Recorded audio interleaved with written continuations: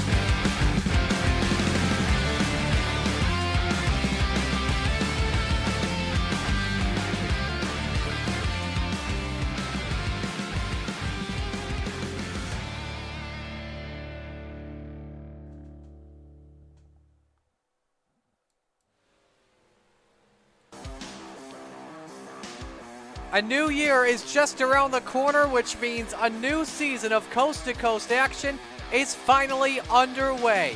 We welcome you to round 1 of the 2025 Season 1 Coast to Coast Racing League season, and it's another edition of Monday Night Madness.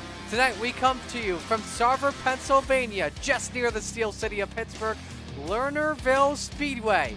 High banks, fast speeds, and a lot of good old-fashioned action. We're so glad you could join us here on the Coast to Coast Racing Network. Marty Sakala with you, alongside Brandon Detmer. Bear with me on the camera angle as I'm working on some stuff with my PC. But Brandon, a new year. It is so good to be back once again on an ice car count to get the season started. Yeah, absolutely ready to kick it off, and we are starting off with 29 cars to kick it off here at Lernerville, which is absolutely phenomenal. Gonna have ourselves a nice little B main action, and hopefully somebody gets the fallout count right. Yes, absolutely. We'll talk about that in just a moment. A couple of things I want to talk about. There are some things when it comes to dirt that is new in iRacing. Of course, the first thing that everyone is talking about is, of course, the addition of Houston's on the schedule, as well as a new, I don't want to say new damage model, but new physics up front for the late models. But one thing that's not being talked about are the graphics changes when it comes to dirt racing. We were trying it out during week 13 or 14, however you want to say it, and during it, we learned that there was a lot of dust, just like you see in real life at some of the racetracks. It's going to be really dusty out there during feature time, which will make some drivers hang on. I know I was doing that a couple days ago at Houston for the Modified. Yeah, that dust model caught a lot of us by surprise. I joined in another league and we raced Volusia, and it was absolutely terrible. And I was in the B main, and it was absolutely terrible. And especially here, we're already hanging on to the top as it is. To throw a cloud of dust in your face, it's going to be even worse. So we're going to see what happens here. Dean said it was pretty bad during the matinee for fall-offs. Let's ride on board with Randall Dixon. He'll give a great idea as the track is starting to slick up here. Look in the corners. Look how tough the high side is, how dusty it is. That is what the drivers are going to see. Now put 23 drivers on the racetrack. That is going to be a heck of a cloud, that's for sure. Qualifying, meanwhile, is just about set to go. If you're new to the Coast to Coast Racing League, here is how a regular night works. 2 minutes of qualifying for the drivers here to put up 2 laps. Before we go into the heat races, the top 4 in the starting lineup will be inverted. So in this case, we have 4 heats this evening. And so you want to be in 13th through 16th position, and you'll be in the invert. In the heat races, there are 8 laps. Top 4 drivers transfer in. The rest go to a 10-lap B main. Normally it's top 8. We'll see what it is tonight. And then that's our features. 30 laps tonight for Open 358s and Rebels, and 35 for the Renegades. There's Brandon on the racetrack giving you an idea of what the track will be like in not just qualifying, but heat action. Isaac Salas in the purple here in qualifying. Does Salas go to the top? Not yet. He's working on lap number 1. Joseph Grandy the quickest, 15.639. Kurt Schatzer quickest, the 15.679. Here comes Salas off for turn number 4. His first lap time, quick time, at a 15.598. Kurt Schatzer off on lap number 2. He's third quickest, 15.68. Here's Dan McLaren in car number 88. Sam Bachman goes to the top of the charts. Bachman goes with a 15.56. He is 400ths better exactly compared to Isaac Salas off of turn number 4. Doesn't need to worry about a second lap. Checking to see if anyone else is working on a lap time. Mason Hine in the number 89. 16.28 on lap number 1. His second lap, though, just off the mark, so we'll stay in 25th. Here comes Kelly Wheeler off of turn 4, working lap 2. A much better lap was 27, 16.38. And this lap, 15.77 to 7th quick. Jason Butterfield, Harold Klump, Greg Parmalee, and Logan Wentz will be the drivers that start on pole position this evening. Before we get to the starting lineup here for heat race number 1, we need to talk about the fall-off count, the bottom left corner of your screen. If you're new to Coast Racing League action, we do something on the Slide Job Racing Network whenever we go to Lernerville. We call it the fall-off count. We always like to guess what the fall-off count is going to be. The closest without going over wins bragging rights. Last season, which was just about a month ago, it was an insane night. A lot of cars, altogether 46 made up the count. Brandon, I am going to go with 55 this evening. What are you thinking, my friend? That's a really good guess, especially with everything that's changed. But I'm going to give everybody here a little more credit.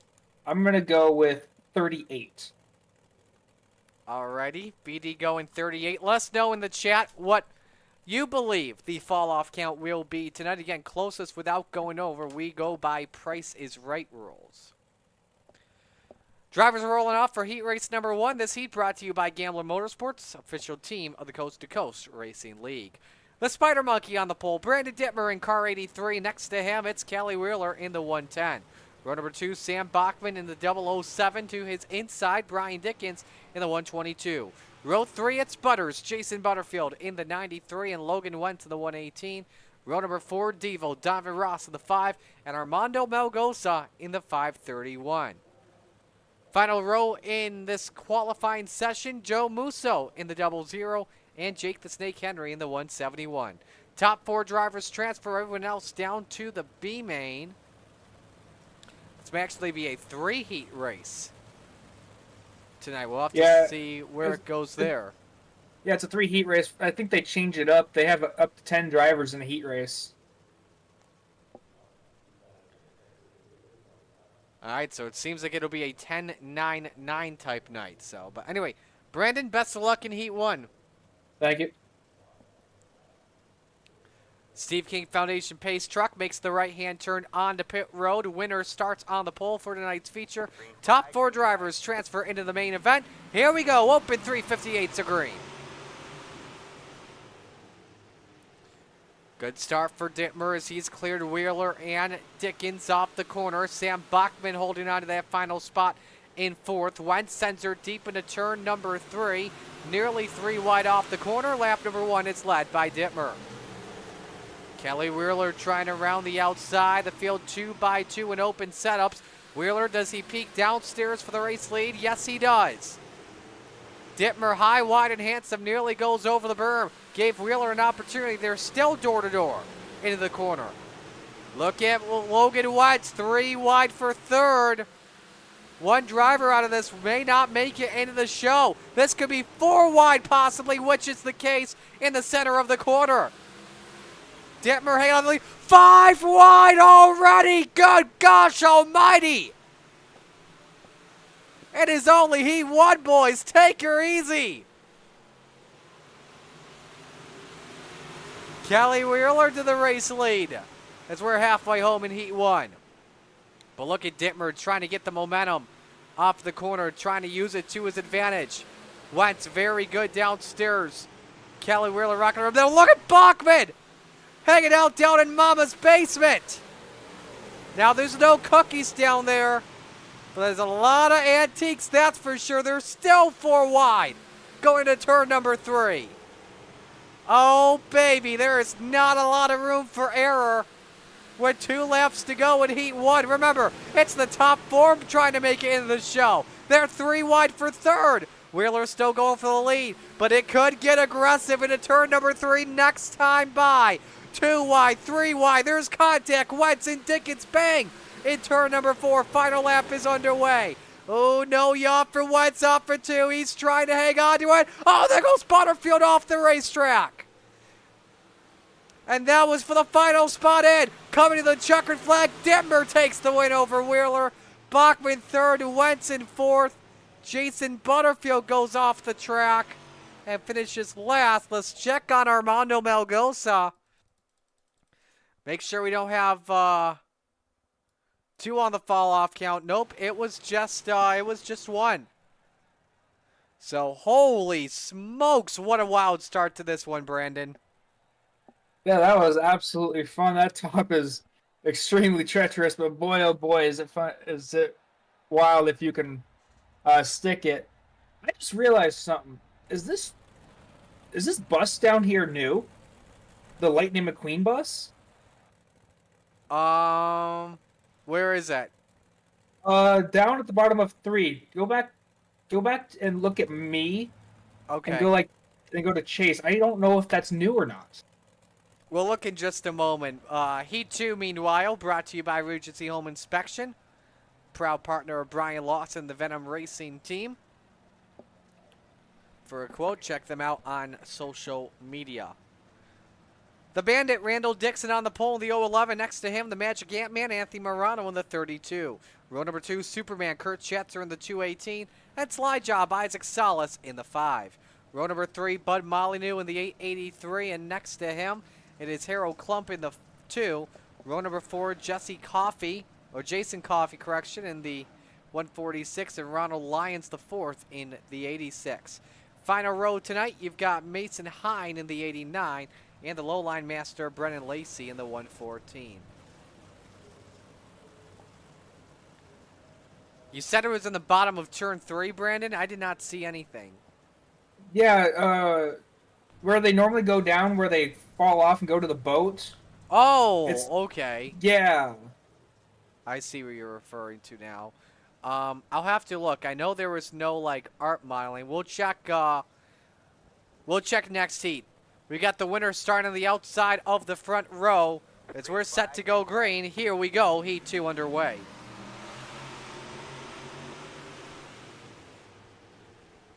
Three wide, Isaac Salas trying to go 2 for 1. There goes Ronald Lyons the 4th off the racetrack. So add 1 to the fall-off count there for that.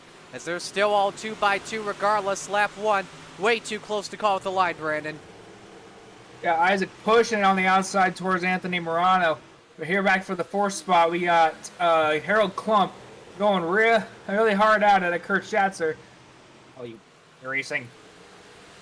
Side by side for second. Morano's been able to clear both Salas and Contact for Dixon. 4th. And yes, you just mentioned it there. Schatzer and Klump did bang wheels for that final transfer spot into the show. Salas, meanwhile, catching the Magic Ant-Man. These were the 2 drivers that battled out for the championship this year. No love lost. Slide job attempt from Salas. Did not work. He'll try to turn number 3 this time.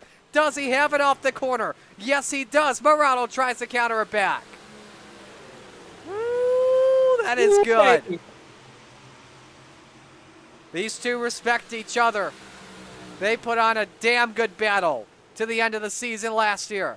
Big slider. The transition working really well. 1 driver off the track. I believe that's Brendan Lacey. As the leaders are Klump.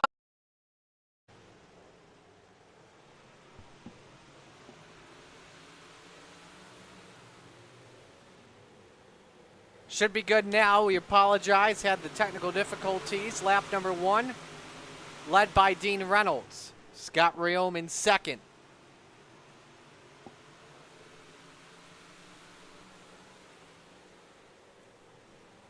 There's a Granny going hard at Dan McLaren for that 3rd spot. Well, Greg Parmalee just waiting in the wings for a mistake.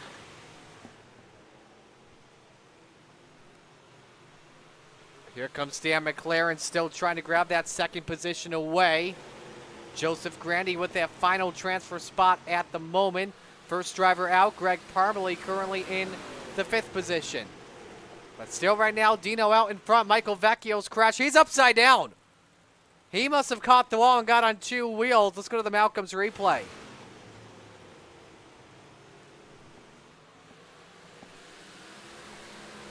Taking it onto it. Yeah, contact with Sigelkow and on his noggin. Went to 247, but Dino's still out in front in the Santa Claus number 79. Christmas is around the corner. Dino's in the holiday spirit. Battle for 3rd here. Grandy underneath on Rayome. Who's got the better exit? It was the 4, but they stay wheel to wheel in the corner, BD. Yes, Guy Rayome went for a big slider on Dean Reynolds, but Dean slammed the door on him, which forced him to lock it up and get really slow, throw him back to 3rd place where Grandy's trying to go after him. Ladia on the center of 1 and 2 for Rayome, up on Grandy. Oh, there goes Scott. Oh, that's going to be a big accident. Big impact for Scotty. And the bad luck from last season is transitioned on to this season. Final lap is underway. McLaren trying for 1 last shot, but it's Dean Reynolds in the Super Dirt Car Series number 79 of the checkered flag. Dino wins Heat 3. McLaren 2nd, Grandy 3rd. Parmalee gets a gift in 4th. Brian Moore Sr. 5th. Wida 6th. Sigelkow 7th. Rayome 8th. Vecchio 9th.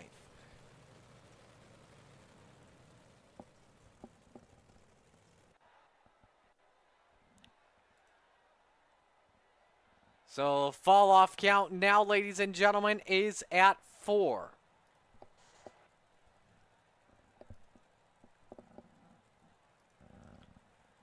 But it's now B-main time here at Lernerville Speedway. Meet the field and give you the starting lineup as Brian Dickens is on the pole, the number 122. Next to him, Harold Klump of the 2. Row 2, Brian Moore Sr. in the 558 and Jake the Snake Henry in the 171. Row 3, Bud Molyneux in the 883 and Max Wida in the 81. Row number 4, the 00, Joe Coffey in the 146 of Joe Musso and Jason Coffey.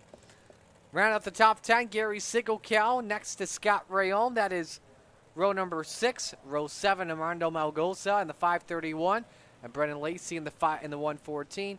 Row 8, Michael Vecchio in the 247 and Butters, Jason Butterfield in the 93. Final car on the grid is Ronald Lyons the 4th in the 86. 17 drivers with us. We took 12, so we're taking 12 for this, which means the bottom 5 will go home. Normally it's the top 8, but a lot of chances in this B-main with a lot of cars in this.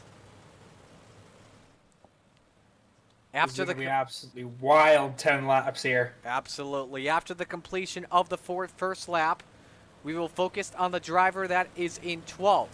And starting in that position is Slide Job Scotty.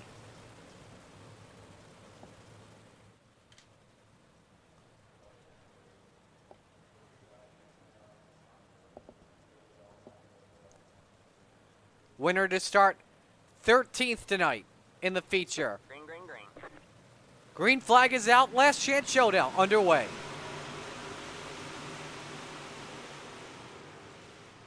Good start for Brian Dickens. Has Harold Klump clear, but Klump loses second to Brian Moore Sr. Battle for fourth, Bud Molyneux and Jake Henry. Dickens leads lap number 1, who is 12th here off of turn number 4. Very close quarters action.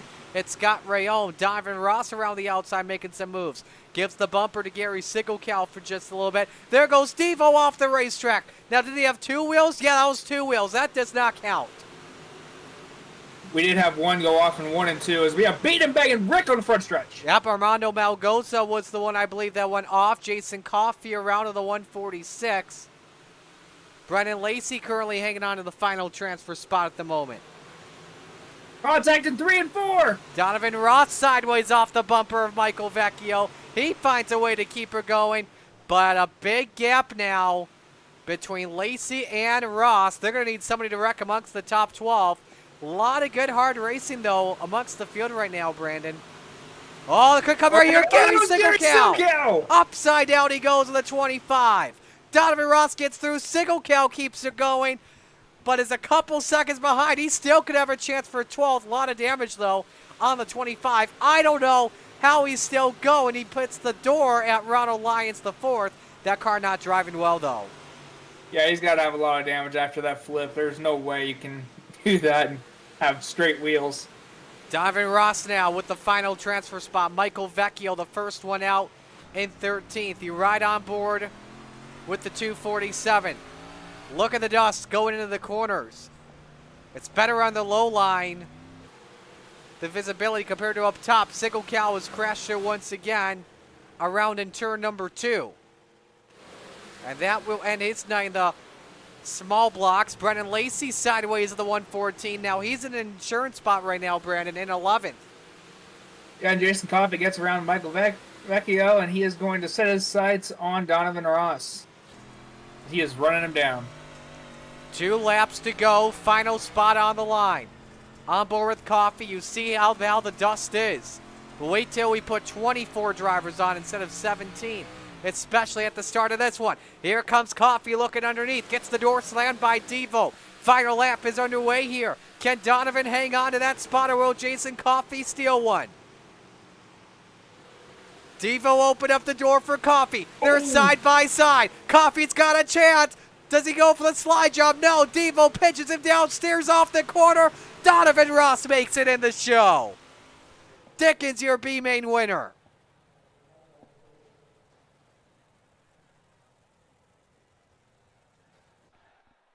Let's step aside and go to break. When we come back, featured time of the Coast to Coast Racing Network.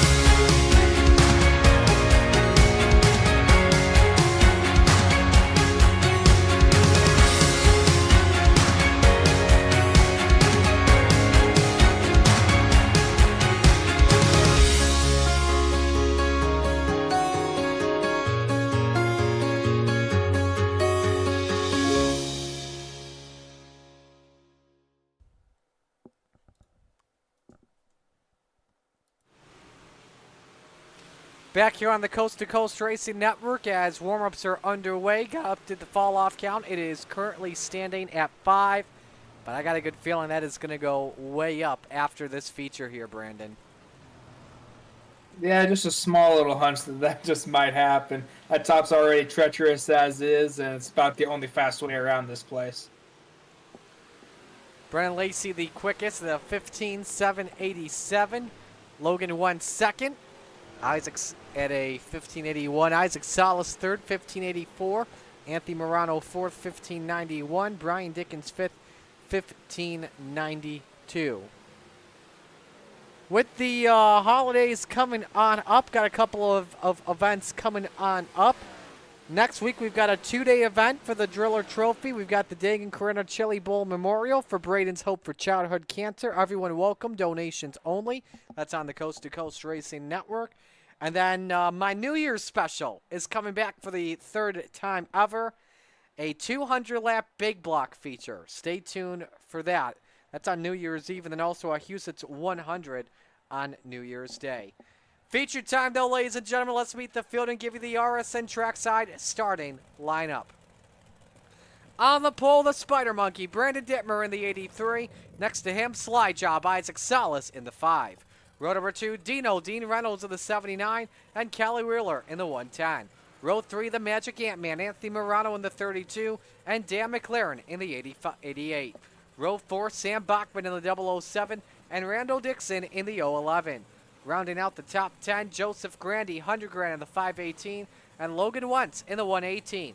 Row 6, Superman, Kurt Schetzer in the 218, and Greg Parmalee in the 4. Row 7, Brian Dickens in the 122, and Harold Klump in the 2. Row 9, Jake the Snake Henry in the 171, and Brian Moore Sr. in the 558. Rest of the field look like this. Row 9, Bud Molyneux and Joe Musso. Row 10, Mike Weeda and Scott Rayome, Slide Job Scotty. Row 11, Mason Hine in the 89. Lowline Master Brennan Lacey in row 11. Final row, Jason Butterfield, Butters in the 93. And Devo Donovan Ross in the 5. Picks to win, Brandon, who you got? Oh, God. How do you go against this guy on my outside here? I'm Give going me to go old Salas. Give me the guy that won his first Rebels win at this track. Give me Dino in the 79. That's a good pick.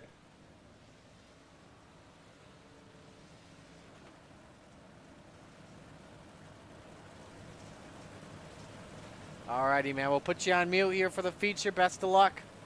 Thank you, Marty. Here we go for action. First feature of the season. On a Monday night open, 358s, 30 laps around Lernerville. Ready for the Flatline Racing Bodies green flag. First time tonight we get to say that it's time to shake and bake, and it's time to get it on at Lernerville.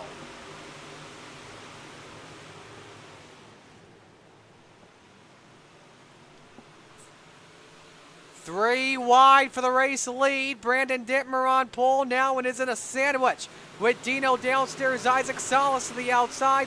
Lap number 1 led by Salas in the 5.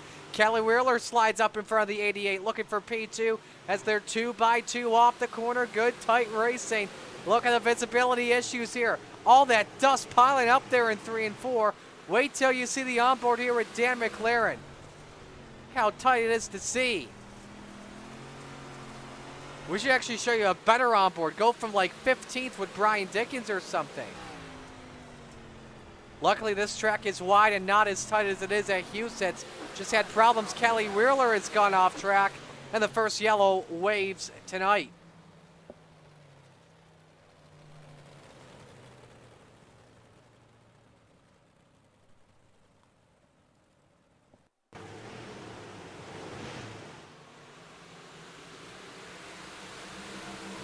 See what happened here. Just went off the track. Man on 2 wheels.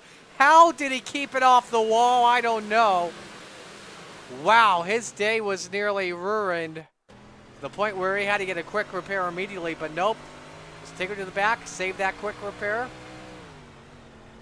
Just got in a little bit too deep. Man, great car control by Kelly. Not to lose it and put that puppy in the wall.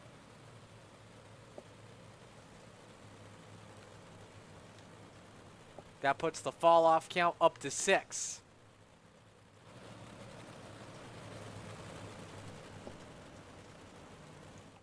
Field resetting, getting our first restart here in just a moment. See who's checking in here into the chat. Trevor Giroux, Philly Flyer watching.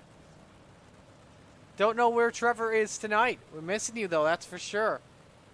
He's picking 49. Scientist rooting for the Samaconda, Sam Bachman. I like that nickname. I may have to use that. Samaconda. That's pretty cool. Roger says that bus, by the way, in turn 3 has always been there.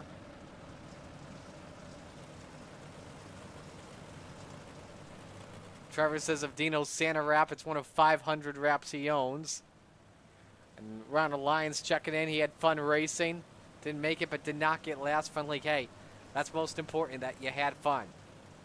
All right, set for the restart. Isaac selects the outside. We're back to green.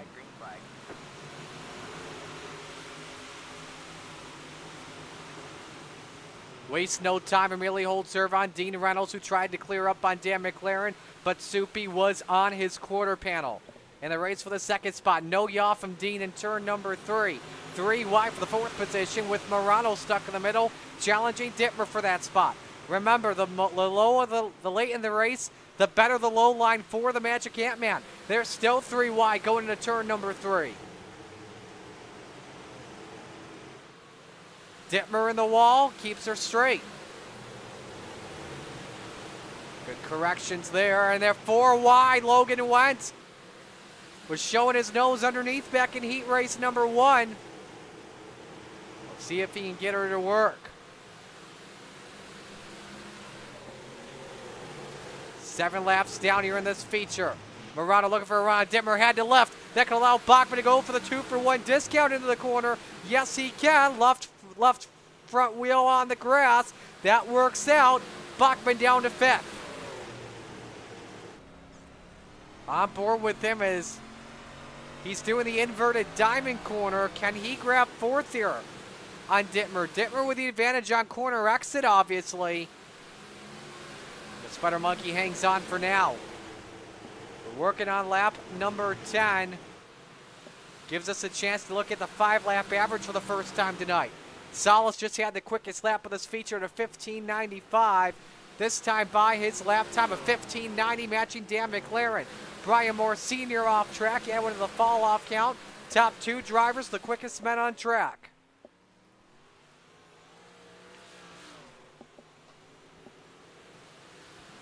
Salas definitely kicking butt. Right now, early in this feature, remember, start on the outside of the front row. McLaren another quick lap, 15:84 that last time by. Right on board, you can see the 5-lap average. Not sure if we had it on your screen. Is got another window blocking that. Bachman still trying to get that 4th spot trouble. Scott Rayom and Kelly Wheeler. This is in turn number 1. Yellow flag waves for the 2nd time tonight.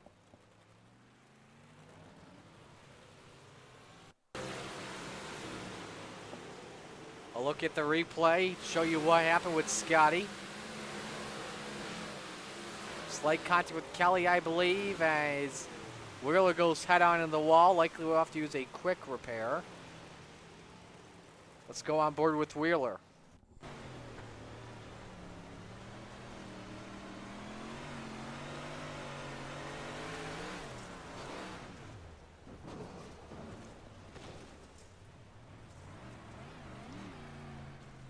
Nose first in the guardrail. You see Rayom just came on to pit road. We'll get her back out on the racetrack.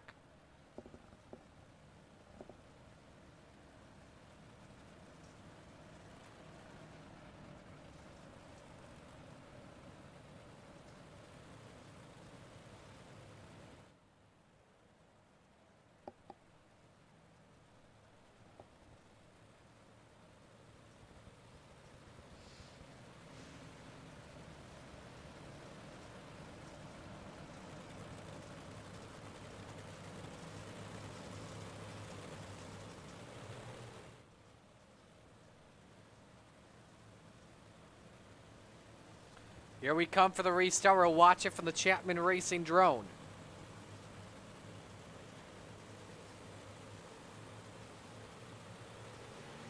Green, green, green.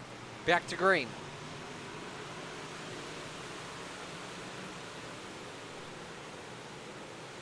Salas able to hold serve. Look at the battle for second. 3 wide. That is tight. Kelly Wheeler had reports that he may be blanking before the race lead. Actually, check that for a second. As Salas is blanking, we were 3 wide for third with McLaren stuck in the middle. He slides up in front of Morano, the Magic Ant-Man, going for P4. Bachman, though, for second. Can the Sam Akonda move up to P2 on his teammate? Not just yet. We're halfway home, 15 up, 15 down.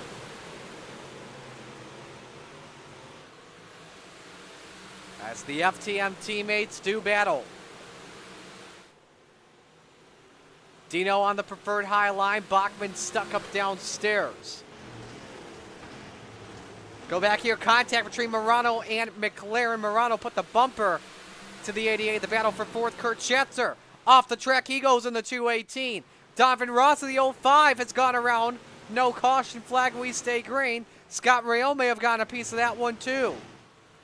Bachman trying to challenge for that race lead, but still side by side. And now Devo officially off the track. He goes a lap down. He's looking for a yellow flag. He gets it. And there's more contact mid-pack. Logan Wentz up in the wall. So we've got 2 added onto the fall-off count. While I do that, I look at the replay.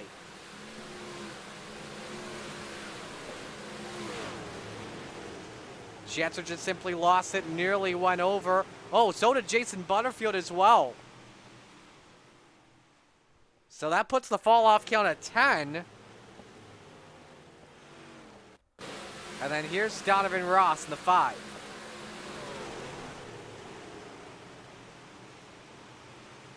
Ooh. Butterfield came back out on the track, and Devo just did not see that coming. And I'm guessing the car just lost steering here. Yeah. That pretty much was the case. And so, safe than sorry route, pulled her off the track. And iRacing had no choice but to throw the yellow.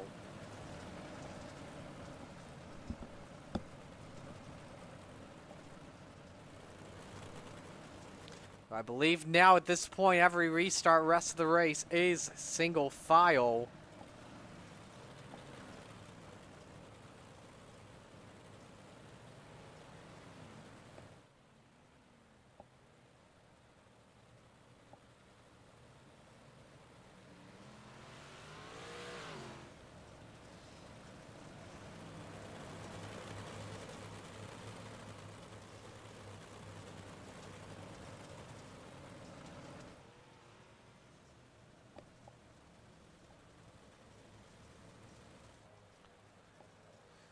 Set to come back to green for the restart. Single file, rest of the way through. 11 laps to go. Dino in second with Isaac in front of him. We're back to green.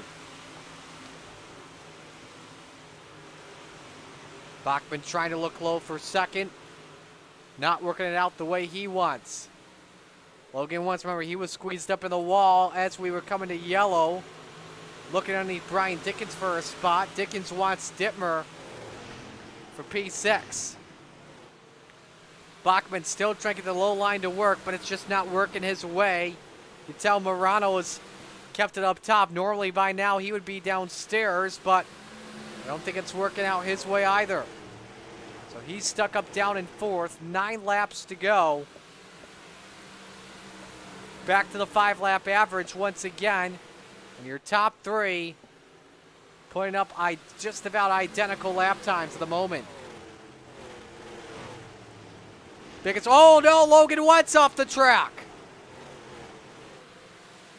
Loses a couple spots. Will he merge back in properly? He cannot. He is still stuck. He merged back in without needing to call a yellow. Yellow waves for him. Ah, thought he was going to get that car going.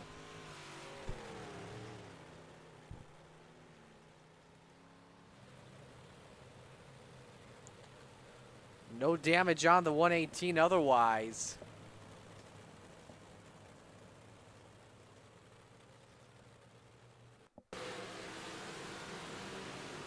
Tried to merge back in, but the car just would not turn onto the banking.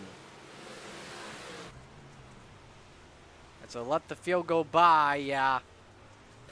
Unfortunately, nothing he could do. I get what he was trying to do. Unfortunately, it just didn't work the way he wanted it to. How about the man that's currently in the 10th spot? Brennan Lacey and the new Stephen Goldner Racing team started back in 22nd. He's up 14 spots. Actually, hang on. Let's make sure that's correct. Yeah, he started 22nd, and he is up to 10th. So he's up 12 spots this evening.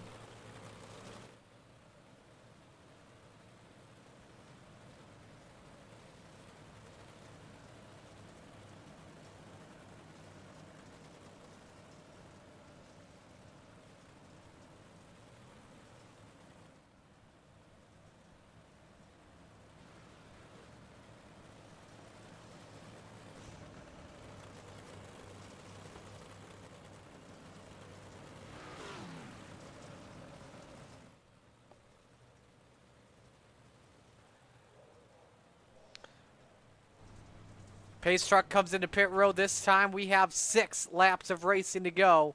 Salas, Reynolds, Bachman, Morano, McLaren, the top 5. The classic Venom FTM battle again in 358s back to green.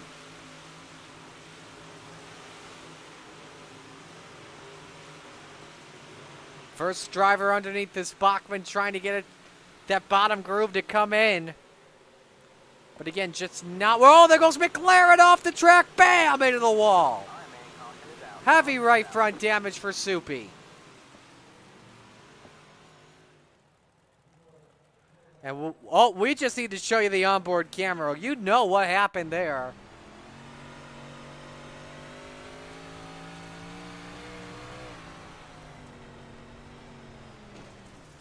Just lost it, and bam. Sledgehammer shot with the right front. You can see the suspension all bent.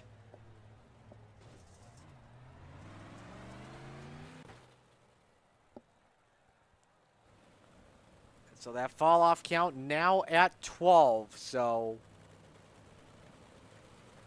working for some guys possibly.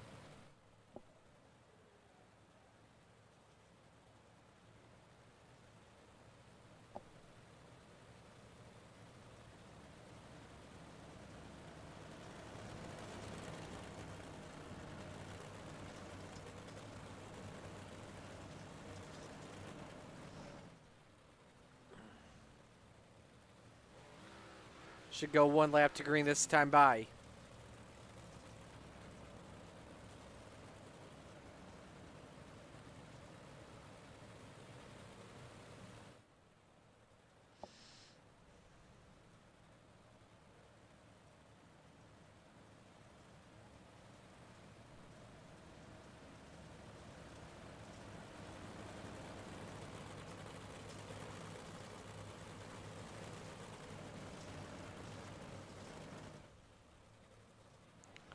Alrighty, here we go once again. 4 to go.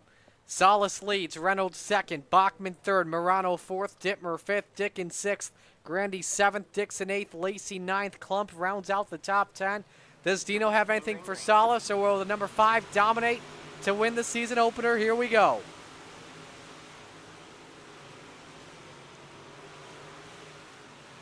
Bachman again. That bottom, does he have one last shot in him to go for a runner-up, if not a win? Oh, and the wall hard. Went one other guy. That's Morano in the 32. Another good contender bites the dust.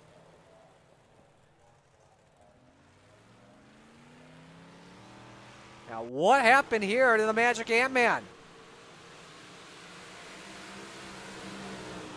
The same thing that McLaren did? Yep, same thing. This time it was with the entire right side of the car.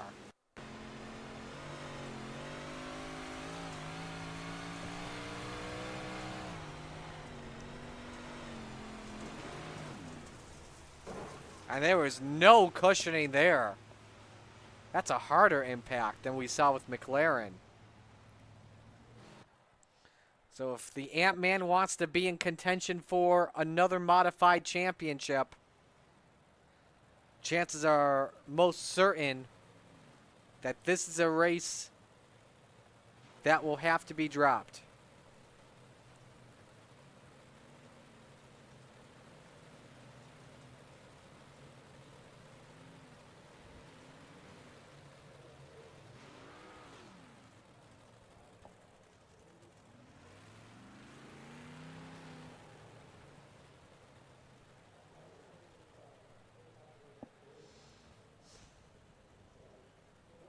Should be 1 to green this time.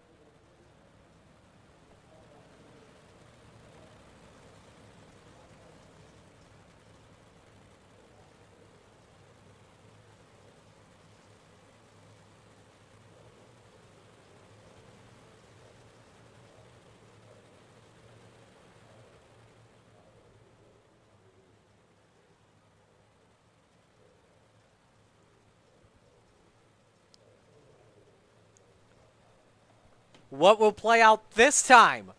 Green-white checkered, not an overtime attempt, 2-lap shootout underway. And we're back to yellow. We'll go to overtime. I'm not sure for what, but Molyneux went around on the restart. Cautions breeding cautions. Here's what happened. Molyneux was restarting in the 12th position, which is to stack up with Jake Henry. Everybody going, trying to get on the brakes.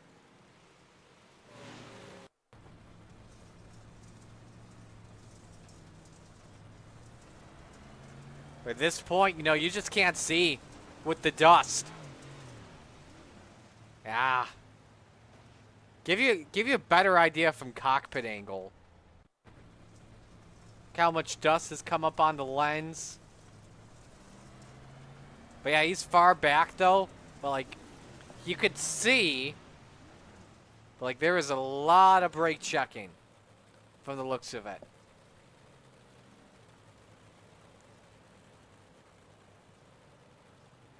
So now we head into our first of 2 attempts at overtime. If the leader does not take the white flag, we will go for one more attempt. If the yellow comes out before the white on the first attempt. If the yellow comes out before the white on the second attempt, this race is over. Once we take the white flag, we will have a green flag finish to the checkers.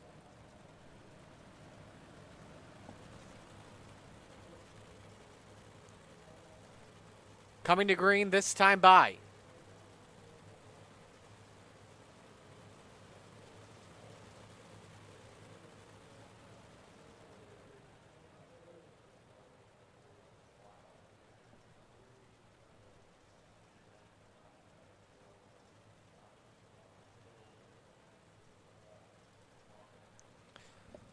Salas looking to hang on here. Back to green.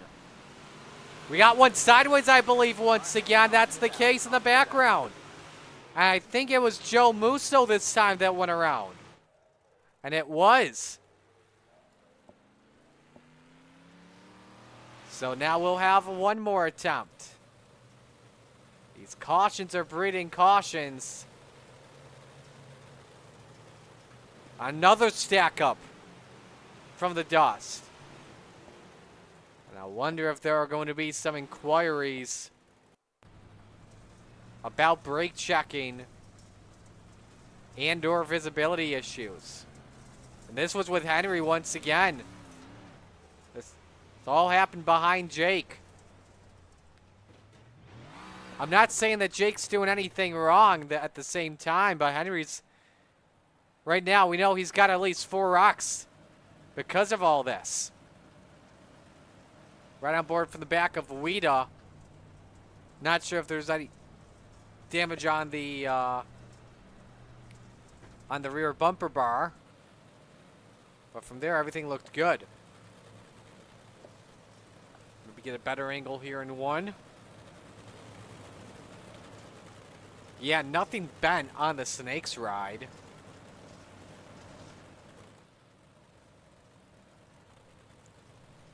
A reminder, Rebels coming up next on the Coast to Coast Racing Network. As these last few laps have just turned into I-pacing. We have not been able to get a green flag lap here in a while.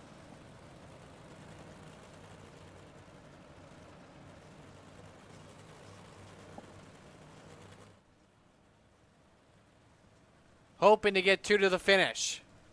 Remember, if the yellow flag flies before we take the white, this race is over. And Isaac Salas would be the race winner. Green, green, green.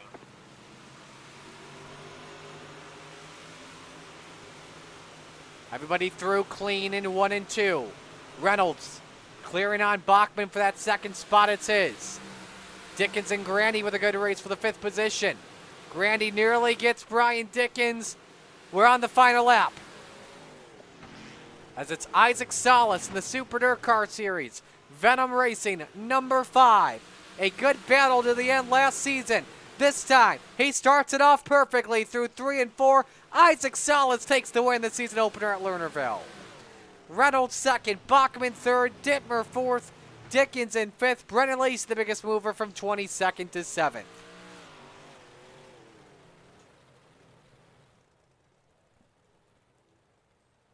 So Isaac Salas gets to put her up on victory lane.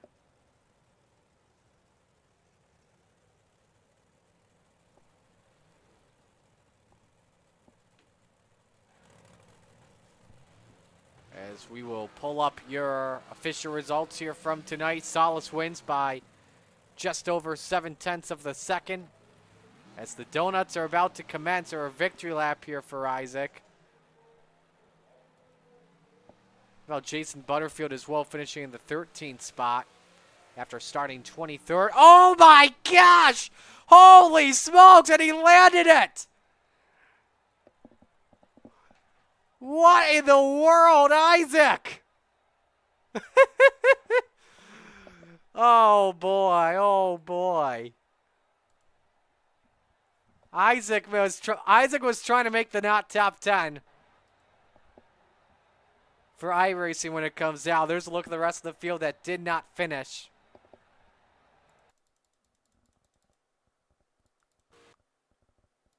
I need a good, watch this.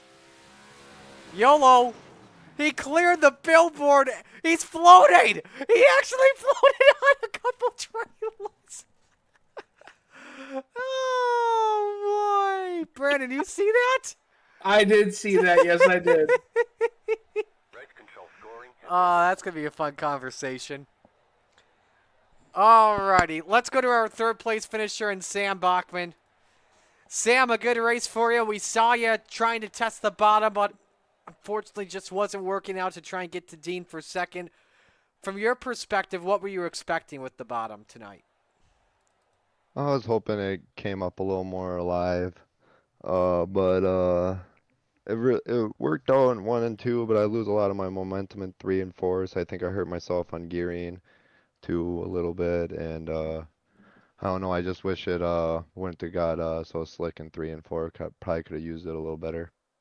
Is it maybe something from the new update on iRacing that maybe changed something possibly, or was it working out for you earlier on in the race? It was working pretty good. I think if I could have just went with a little different gear, I probably would have been a little better and could have got a good run on 3 and 4. Well, hey, good way for you to start off the season with the 3rd, especially when a lot of fast drivers had issues earlier tonight. Who do you want to give shout-outs to? All the boys over at FTM, Gunnar at Swan Speed Shop, he's really been working hard getting some dig. Dino at Super Dirt Car Series, X for Insulation, Marty U for Broadcasting, and Coast Coast. Well, great job tonight, man. Congratulations on a 3rd. Good way to start the season. Thank you. So Sam Bachman finishing in the 3rd spot. Let's go to our 2nd place finisher. Bring him on in. That's Dean Reynolds, or that's Dino, or maybe I should say Santa Claus based off his paint scheme. No, that's next week. Oh, that's next week? Oh, okay. Yeah. Brandon will let you take this one. Dean, hell of a run. You got up to 2nd really early, but unfortunately not able to close in on Isaac. What were you missing except for the dust being gone? for him on lap 24 to have that right rear go completely off in turn 2. I don't know if you guys saw it, but he hung the right rear off in turn 2 on 25 or 24, and he had to burp it to save it, and that was the only way I was going to get him because I wasn't able to get enough run on him to try to throw a slider. So it was basically I'm going to stay here in second and hopefully him make a mistake. That's all that really was, and then pray that Sam wasn't making that bottom work better than he did. 1 and 2, he was great on the bottom, but 3 and 4, that was his Achilles. He just couldn't get enough momentum down there. So, but a good start, coming off the first win in open sets, and then to come back with a second in open sets to Isaac. I'm happy with that. That's a great way. I don't know if I can run for points or not, because I got to go down Florida in February, but at least it's a good point night. Yeah, absolutely. And if you just stack up some of these second places, maybe there's a chance that you can squeeze in there. But as another you got a 0x, didn't you? Yeah, I had a 0x, but the problem is that the next 2 weeks are non-point weeks, and these are weeks I'm here. Oh, So so it's only a 10-week season this year, and I'm gonna miss at least 2 going down to Florida. So, when your drops are races that you can't be at, that hurts. Yes, it does. It hurts. So, but hey, second place, and we'll take it, and we'll move on. Absolutely. Who would you like to thank for this run today? I got to thank the guys from Full Throttle Motorsports. Great bunch as I always. Have a good time with those guys. We had a lot of fun in Discord tonight. Got to thank them. Swan Speed Shop, again, I ran the Swanee base. Swan Speed Shop, again, if you use code C2C, get 20% off all his sets. So I got to thank him. Top Notch Trucking, Isaac Scramps, got to thank him for allowing us to have this race televised, and so people at home can see. And Marty, got to thank you for doing the telecast, which is awesome. And Brandon, thanks to you for being in the room with them. And also Brian Lawson for this awesome paint. Brian doesn't do any paints right now anymore, but this is one of the last ones he did, and love to showcase it. Absolutely. Thank you very much, Dan. Have a great run tonight. Thanks, guys. We'll talk to you. You as well, buddy. Dean Reynolds finishing in second. And now we go to Victory Lane to talk with your winner, Isaac Salas. I think the most exciting part of this race tonight, Isaac, was your celebration afterwards, floating over those trailers and clearing a billboard. What in the world was that? I don't know, little bit of celebration, man. That's one of the more unique celebrations. Unfortunately, it does not make the fall off count because the race is over. Oh, perfect. Well, I didn't want to be a part of your fall off count anyway. But anyway, how good was this setup tonight? It seemed like starting second at the same time, track position was key. A little bit, yeah, for sure. But the setup was on it, to be honest with you. I think those first 15 laps, I probably could have, if it stayed green, we would have reached the back of the field within I don't know, lap 18, lap 20 probably. I was cruising. I know Dan was, I think, basically the same. Maybe one adjustment, if anything, but so we were pretty solid there. So it was good. I was pretty happy with that. Cautions breeding cautions. Just what was going through your mind throughout those final laps? Just trying to figure a way out to keep surprising Dean. He kind of basically knew exactly what I was gonna do, if I'm being honest. But if I just try to keep at least half a second, if anything, of a guess, and that's really all it came down to. I would say, just giving myself a good turns 1 and 2, and at least setting myself up for a good lap. And if he challenged me, he challenged me, but just not causing too many mistakes just by myself. Well, a great run for you tonight, man. Who do you want to give shout-outs to? Yeah, big shout-out to Venom Racing. It's starting to fill out pretty nicely with all the guys. So, and it's good to see some names we haven't seen that are making comebacks, like Mr. Dan. And I'm excited. I'm excited for this season. I'm excited for the next couple weeks. Dean Super Dirt Car Series, Magnum Race Designs, Tommy Gun Customs, JRB Designs for that scheme. I got him working on a sprint car scheme right now. Arson Trackside with you, sir. Mission 22. Gramps with Top Notch Trucking for now sponsoring me and this division. So that's pretty awesome that him and I get to be a part of that. And I think it makes him pretty excited to be able to get his racing fixed without even having to leave the house. Shaggy TV, Regency Home Inspections, my mom, my dad, all my friends for watching, Kelser for watching even though she's at work. Thank you for the broadcast. And yeah, thanks Coast Coast for the league and everybody here. It was a lot of fun. Alrighty, man. Great job tonight. Congratulations on the win, and hopefully we'll talk to you again later tonight. Yeah, I hope so. I'm not in the Renegade. I'm not in the Rebels anymore. I'm in a Renegade. Hey, about time. About time. I know. I'm excited. So there you go. Isaac Salas, your winner tonight in Open 358s, and gets it done. Wins the season opener. Let's go to break. Stay with us. Rebels up next to the Coast to Coast Racing Network.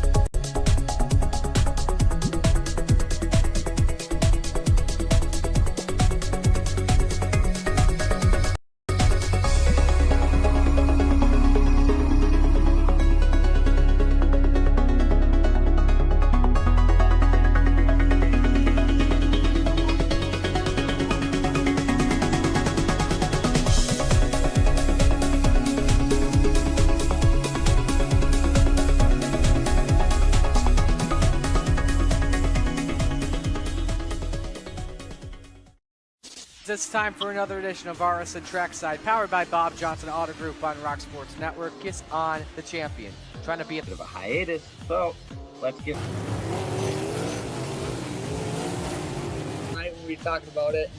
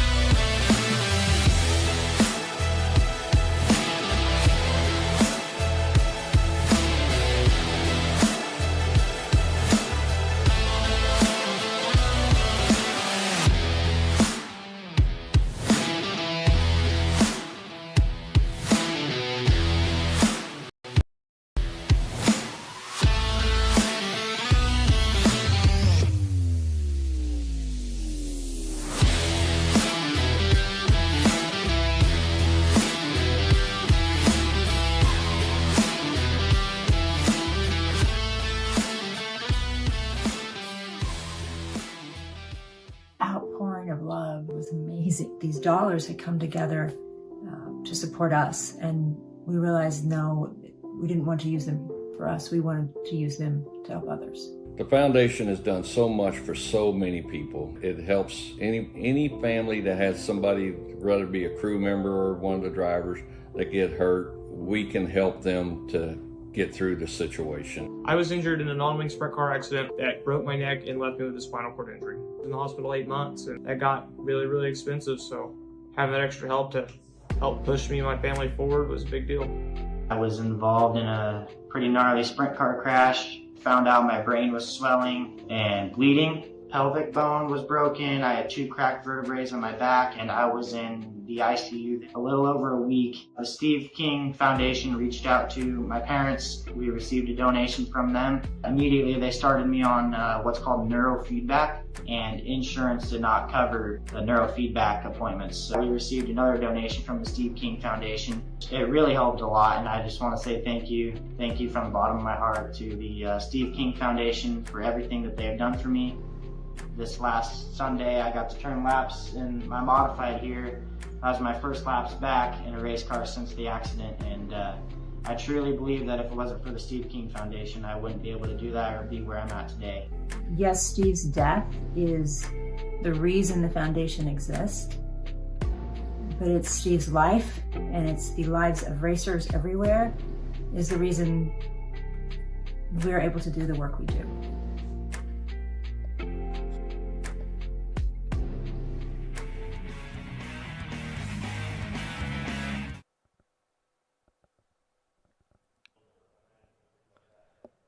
There's a look at Victory Lane, where everyone will want to be by the end of their races. Welcome back to the Coast to Coast Racing Network as action continues here on our season premiere of Monday Night Madness. We're ready to go for our Rebels division. So glad you could join us here. Marty Sakala alongside Brandon Dittmer. Now, Brandon, we've got the sun starting to set here. So as we get going here for our event, this seems like it's going to be the race where visibility will be a big issue. Yeah, especially when it depends on where the sun is at. I don't know if iRacing has a problem, but the sun doesn't seem to move. The time of day doesn't seem to want to move along with the actual time. So I don't know if it's an iRacing problem or a host session problem or what, but if that sun's in a bad spot, it's going to make it for a very tough day for drivers. Let's look at the current times here at the moment. Bear with me. I'm trying to get a pop out of my neck and my shoulder. That's what happens when you're sitting a lot throughout the day. Dylan Berg, the quickest. Same with Andy Patton. They've got the same 12.665 lap. Steve Bixler, third, 12.72. Joseph Grandy, fourth, 12.77. Roger Craig, fifth, 12.79. 14 drivers here with us this evening. And so that should give us 2 heats of 7.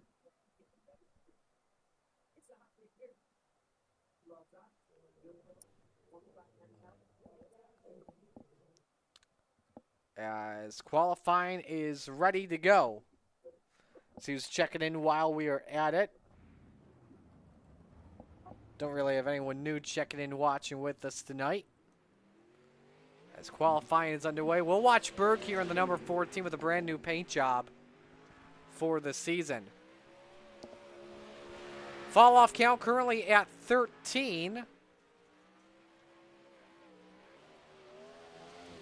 Berg may have actually popped the wall. Now, if it was before or after the green, that's a good question. We'll have to see.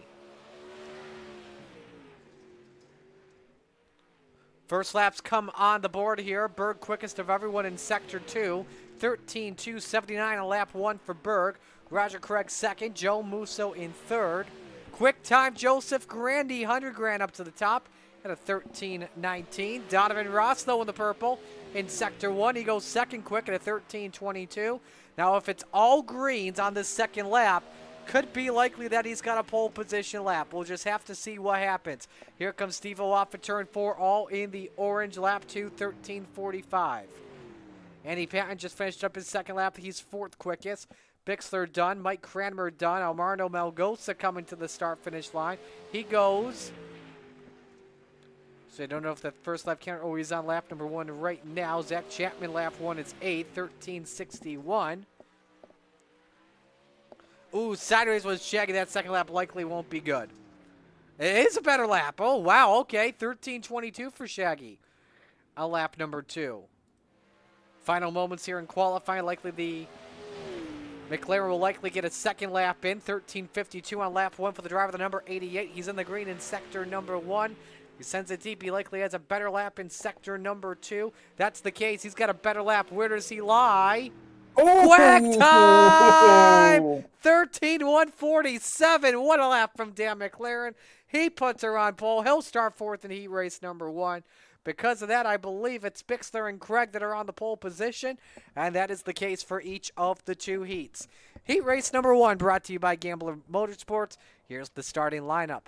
As the mayor is on the pole, Steve Bixler in the 75. Next to him, Dylan Berg in the 14. Row number 2, Donovan Ross is in the 5, and Soupy Dan McLaren is in the 88. Row 3, Mike Cranmer. In car number 70, next to him is the Moose, Joe Musso, in the 00. Final car on the grid this evening, the captain, Gary Taylor, in the 34. Let's know who you're rooting for in the chat this evening, and if you haven't made a guess yet, give us your fall-off count.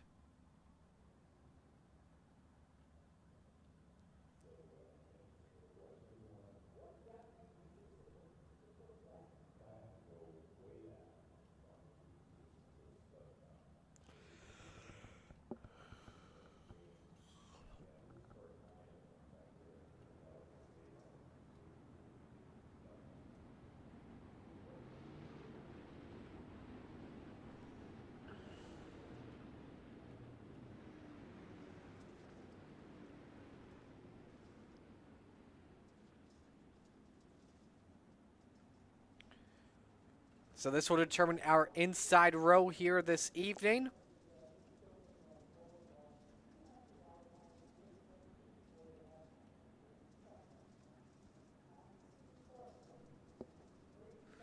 Pace truck already on pit road. It's Berg and Bixler. That'll bring us to green.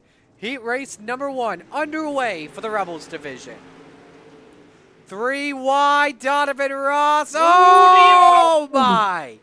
Hang on, Bixler. Oh my, there goes Bixler. Side over side out of the road. He's boating. He's bussing. He went to Lightning McQueen. He's out of the ballpark. Oh my goodness. There's Cranmer off the track, so we already got 2 on the fall-off count. Side by side for the lead. I believe Berg led that lap across the line. They're still wing to wing between your top 2, Brandon. Going at it hard side by side. Oh! More contact! Oh no! McLaren hangs on to it. That could be some right front wheel damage, though. Dylan Berg has the race lead. Donovan Ross, quickest car on track last time by. 12:13:35. Mike Cranmer off the track in turn number 2. So we have 3 drivers. More contact! Oh no! McLaren caught Dylan Berg racing for the lead. Through goes Devo. And Devo nearly gets sideways. You gotta be kidding me. Is there a possibility that Gary Taylor actually wins this heat race? Oh, he's in second. What is happening? I don't know, but I think some of us would like to see Devo lose this race. No offense. No offense. 2 laps. You love me, Devo, but... Yes. 2 laps to go. Meanwhile, Musso catching up to the captain for P2. Final lap underway. Gary hanging on to her off at turn number 4.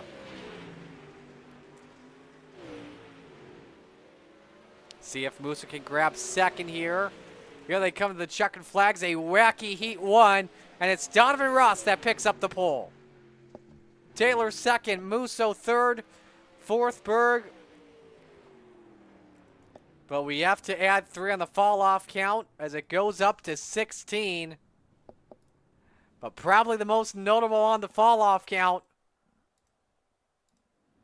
Joe Meitzler, you have a challenger for the wildest flip in Lernerville Speedway history. Who wants to go for a ride? Whee!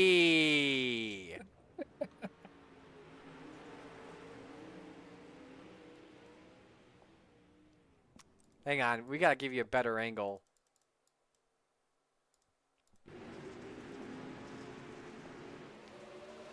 Let's see here. 1, 2, 3, 4, 5, 6, 7, Bowden, 8, 9. My goodness. Mr. Roger Craig has a new scheme. Yes, he does. Ready for Heat 2? Heat 2 brought to you by Regency Home Inspection. Roger Craig, Andy Patton, row 1. Zach Chapman, Joseph Grandy, row 2. Greg Parma, Liam, Rondo Melgosa round out the field for this heat race. Green flag is out. Heat 1 underway.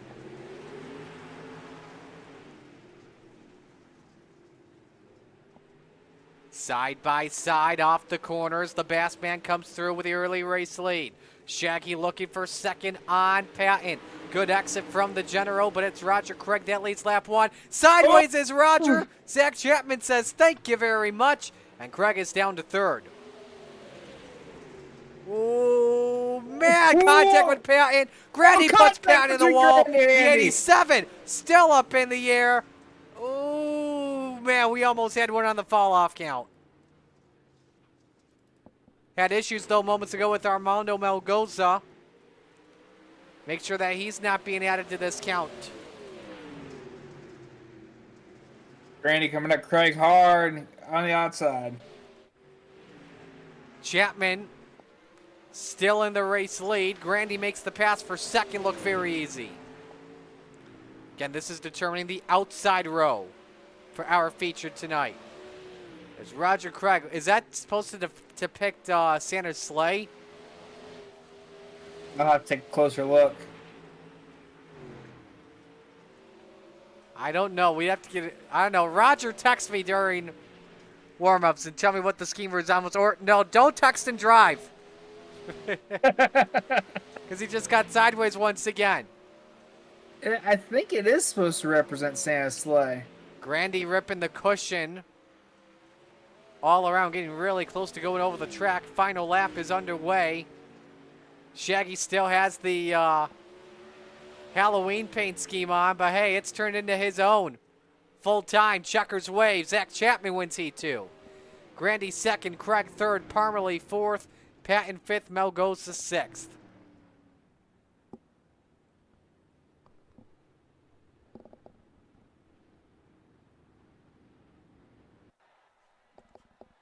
Step aside and go to break. Stay with us, the Coast to Coast Racing Network.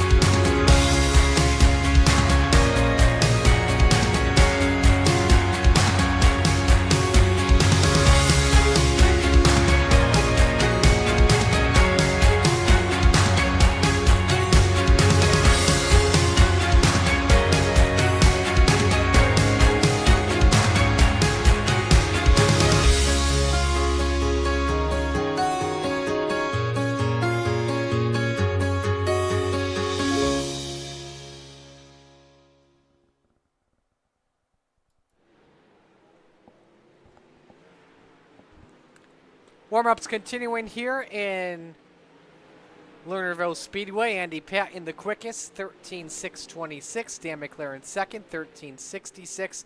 Joseph Grandy third, 13.67. Steve Bixler fourth, 13.73. Zach Chapman fifth, 13.76. Joseph Grandy the top at a 13.62. Brandon, did we have anyone fall off in Heat 2? Not that I saw. Yeah, same here. Just want to make sure with you. So...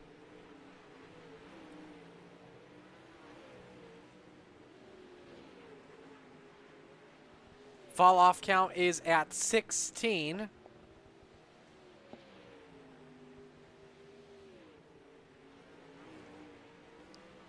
As we are ready to go for our second feature of the night. 30 laps. Top 5 will transfer regardless of IL. That's like that for the first 2-3 weeks of the season. Let's meet the field and give you the RSN trackside starting lineup.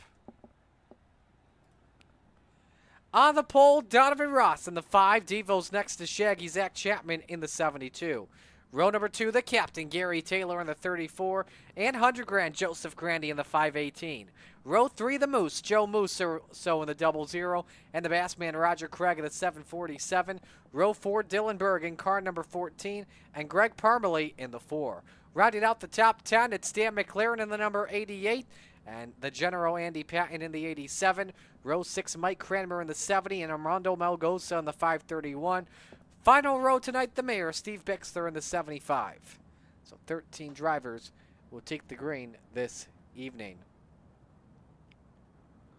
Want to thank the newest member of Coast to Coast for sponsoring our Rebels division this season. That is RaceMed. RaceMed along with the Salty Dogs. Proud partner of our Rebels division. Offering the best solutions at racetracks for all your safety needs. Trusted by tracks all over Ontario. Brandon picks to win. Ooh, boy. You know what? I got faith in Dan McLaren coming from 9th. Give me my booth boy. Give me Shaggy to take the win.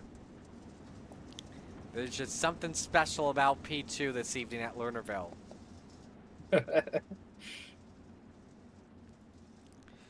So we're ready to go for the Flatline Racing Bodies green flag. Racetracks and Sunsets Lernerville CC Dean.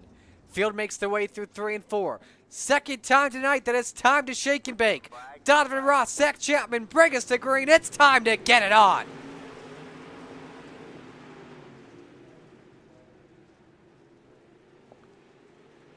Flatline Racing Bodies green flag as Zach Chapman looking for the lead after Donovan Ross took it away moments ago. Shaggy leads lap number 1 as the battle for the lead has 3 cars amongst it. Dan McLaren up to 4th already. Yep, Berg and Taylor banged wheels. Yeah, made its way past both the 34 and the 14. Andy Patton 3 wide. Roger Craig gets a little bit wide, keeps all 4 wheels on the island. Taylor up the hill for just a moment. Patton and Musso each trying to look downstairs. Battle for the lead, 3 wide. Donovan Ross trying to go through. Can't get her to the point, but the top 4 all under a blanket here, Zach. Back. Sorry, Brandon.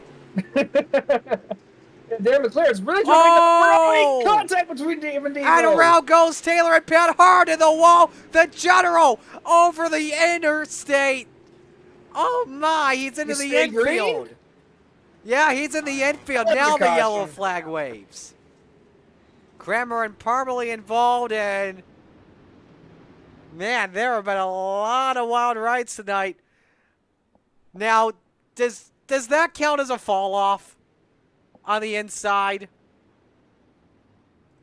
Hold on, I gotta go back. Who are we watching? Andy Patton, does that count? Let's see here. Ooh, I don't know. I'm gonna leave that up to you, Marty. Oh, okay. I gotta think about this one because we've never had that happen. That's a violent ride. Greg Parmalee. Now this was further back. Parmalee and Cranmer got together, and around went both of them. And they made even more contact.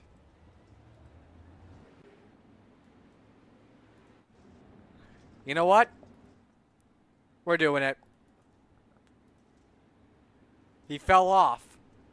He fell off the track. So that counts. Hey, technically, yes. Technically, yes.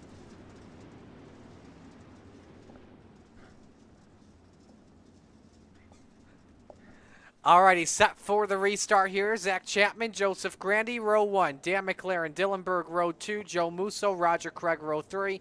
Gary Taylor, Armando Malgosa, Steve Bixler, Greg Parmalee. Round out the top 10. Back to green we go.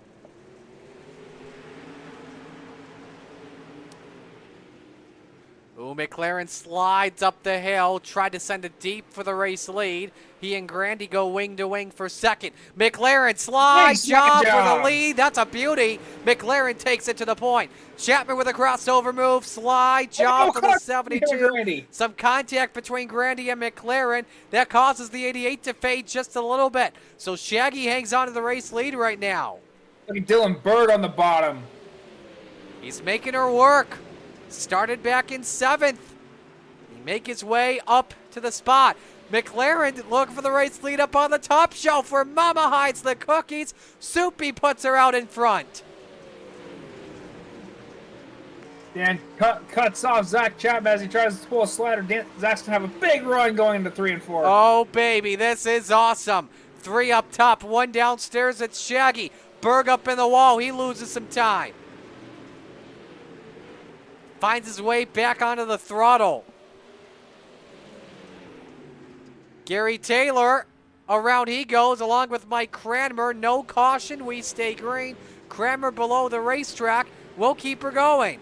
Oh, no! Grandy! Oh, no! Damn McLaren! And there's no caution! No yellow. Berg to the lead. There's a Now the caution. caution waves. Oh, my Lanta, what just happened? What the hell just happened? We got a lot to digest. First off, I believe Andy was just coming back onto the racetrack. Yeah, that was the case there. Now let's show you Gary Taylor and Mike Cranmer. Oh, my. Oh, wow. Taylor just got sideways and it was right in front of the 70. And then this is where everything just breaks loose. McLaren came up in front of Grandy. Around went the 72. Then McLaren goes for a wild ride. Whose was better, McLaren or Bixler? You be the judge. I think McLaren and Grandy both had the toe. They're going to be fighting, trying to get back out on the lead lap. So we are adding 2 onto the fall-off spot. All-off count. Oh, boy. Right on board here with, let's go on board with McLaren.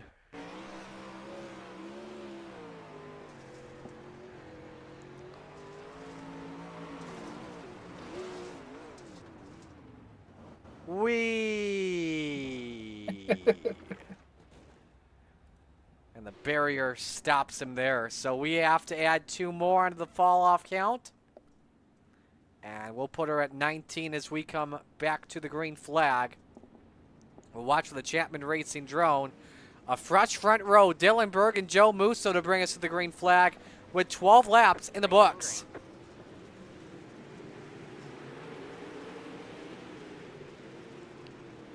Three wide for second. Donovan Ross showed his nose underneath. Didn't get it to work that time.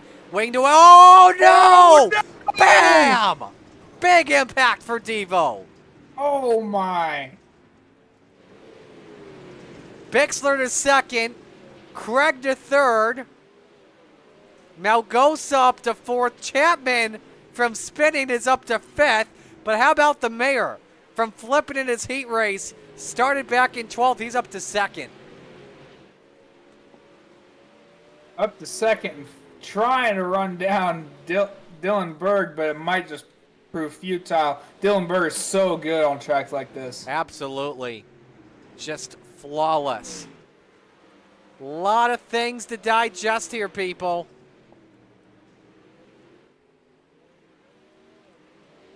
We had something else, I believe, as well. Nope, McLaren coming back onto the racetrack. Watch Devil and Roger for 3rd. Yeah, watch Devil and Musso get together right here. No control, and Ross is onto the ride. Unfortunately, that wreck put Dan McLaren down 2 laps, so his night is unfortunately over. Absolutely. Lernerville has not been treating these drivers with kindness, that's for sure. Lernerville always knows how to put a little bit of spice onto some of these races. Absolutely. We make it spicy, though, with the fall-off count. That was always a fun additive. Yes. Best battle on track is the race for 4th. Roger Craig, Omar Melgoza. Now Melgoza gets sideways. This allows Grandy to close in a little bit. Looks high, wide, and handsome off the corner. McLaren with a slider. Look out! These two just met earlier in the race. Grandy and McLaren. I thought we were going to see the same thing happen this time off of turn number 4 there, Brandon. Yeah, that was really close. I don't. Oh, hang on, Armando. Was around. Caution Yellow comes flag is out with 9 laps to go. He just had way too much throttle there. Had something else with Andy Patton earlier, I believe. Let's take a look. Lost it. Into the wall he went.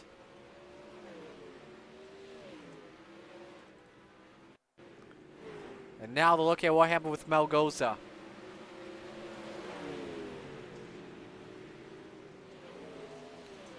That car he had a handful there off of turn 4. Let's watch the onboard here with the number 531.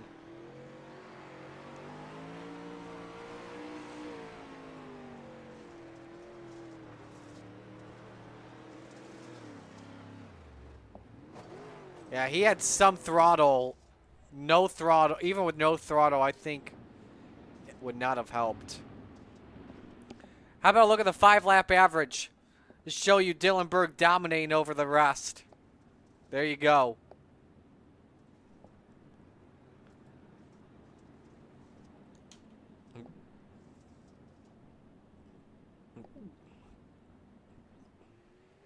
Ah. Oh.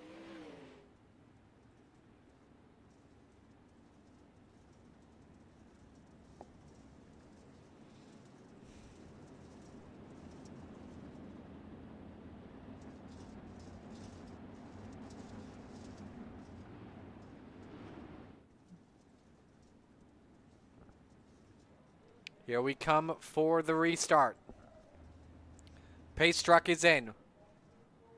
Berg leading with 8 laps to go. Bixler 2nd, Chapman 3rd, Craig 4th, Grandy 5th. Green flag, green flag.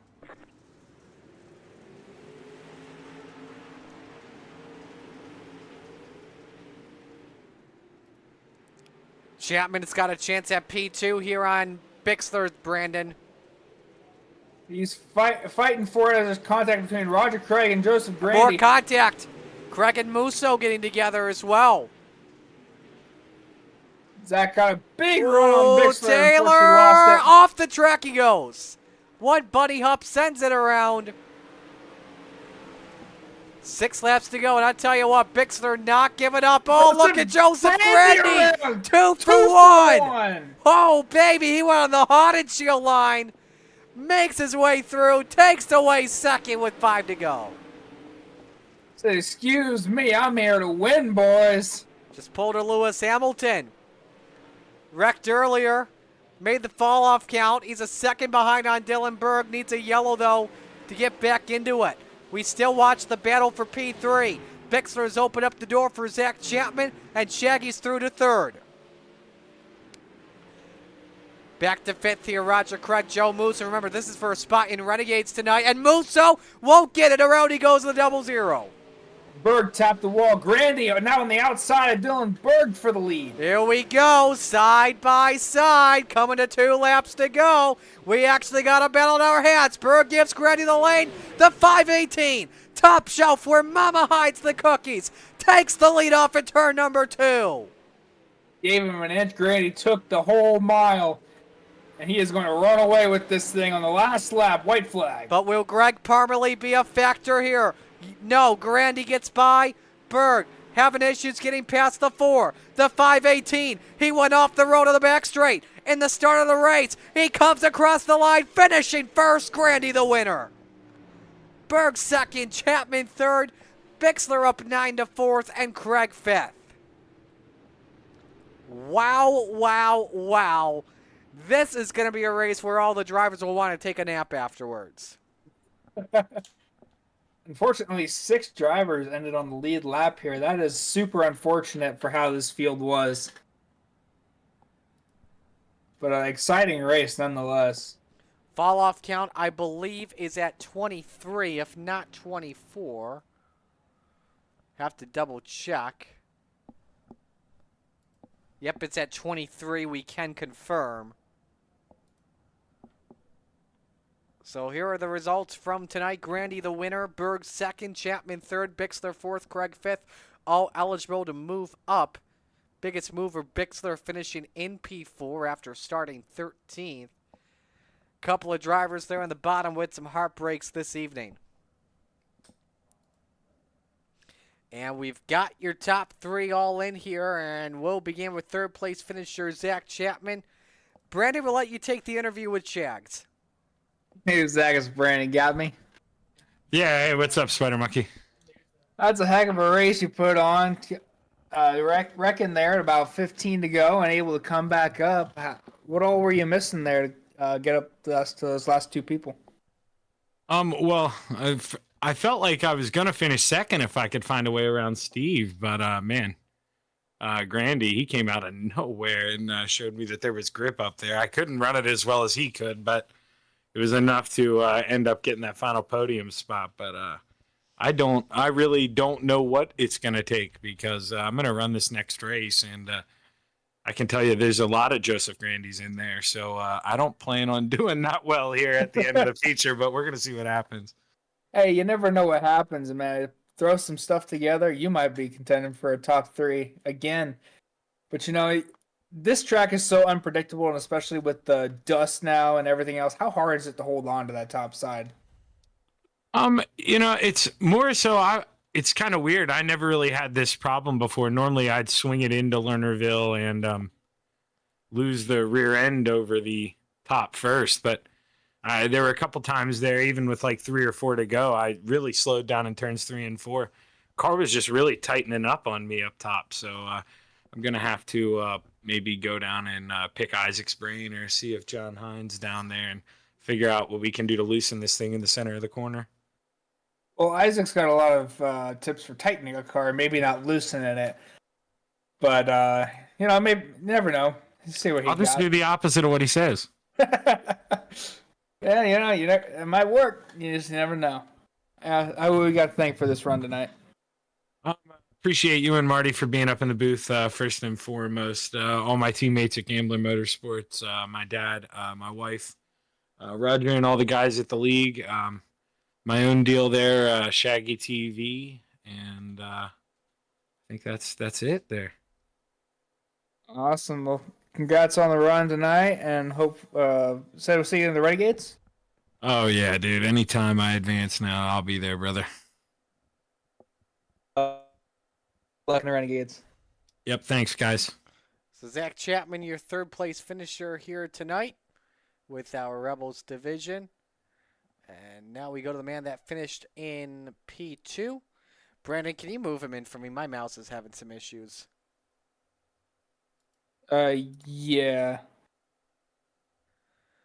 Let's get him on in here. Dylan Berg finishing second. There he is. Dylan, a nice run for you tonight. That's got to be a tough break, though. Dominating this race, taking advantage of some of the guys that Grandy, who was involved in an incident tonight, then coming back to take the win. Yeah, man. He found the top. I just don't have the confidence to run the top up there. He kept leaning on that cushion we were just talking about, and he could just drive it easy, and I just couldn't get up there. But yeah, it felt good to run up front. And I kind of benefited from that mid-race wreck from them, but then he got up front and won it. But I'm happy with what I got. Were you trying the top back in warm-ups, or was it something that you couldn't really trust tonight, risking that you could fall off the track? Yeah, this track's tricky, man. Like, it just takes a little bit to go off the top. So I just figured once I found that bottom and I had that one restart and I was pulling away quite a bit, I thought I had it, but I think it kind of went away. So, who do you want to give shout-outs to? I want to thank Inferno Motorsports, JRB Designs, all the guys at Inferno, man. They've helped me out a ton this last season and this season. So, Speed Factory, Highline Cinematography, AJ Creations. Well, great job tonight, man, on the performance. Best of luck in Renegades. If not, we'll see you next week. I appreciate it. Thanks, Marty. So Dylan Berg finishing in P2. Now we are ready to go to Victory Lane to talk with your winner. 100 grand takes the checkered flag for the season opener. If I can get my mouse to move up here. There we go. We got it. Brandon, we'll let you take Joseph. Hey, Joseph, this is Brandon. Got a copy? Hey, what's going on, man? Heck of a run tonight, getting caught up in a wreck and making an absolute run back on the top side. How were you able to do it? The cushion in 1 and 2 was actually piled up there nice and good. You can feel when you're on it, so you can just rip right along with it.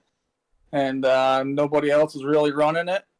And that was about it. I got caught up to Dylan, and he said he wasn't going to move up, so I just went right around, and that was about it. And once you're hooked up on that top side, especially with no dust, it almost makes it almost too easy, doesn't it? Yeah, especially, after you've done it the whole race. It's all muscle memory, and it's just a lot easier than trying to hit the bottom or something else. That it is. When you got into that wreck earlier, do you think, like, especially when you had it towed, do you think, like, oh, this might be it for me? Yeah, it looked like Dan was trying to block me and Zach, and maybe got kind of a little confused on what to do. And I honestly thought he was going to leave me a gap because he was going about 20 miles an hour slower than I was, but I thought wrong. And yeah, I actually made it out by they were going into turn 3 while I was coming out, so I just barely made it out. Can't ask for much more than that. So you got anybody you'd like to thank for this run tonight? Yeah, Catalytic Recovery, West End Tone and Repair, all the guys over at Inferno, Highline Photography, my girlfriend Olivia, all the guys over at Coast to Coast, and appreciate you guys for doing the broadcast. Awesome. Are we gonna see you in Renegades? Yeah, I'll give it a run. All right, sounds good. All right. Good luck. Thanks. Joseph Grandy gets it done here at the Renegades. I'm sorry, in the Rebels. He'll move up to the Renegades. We will step aside and come back with the Renegades next in the Coast to Coast Racing Network.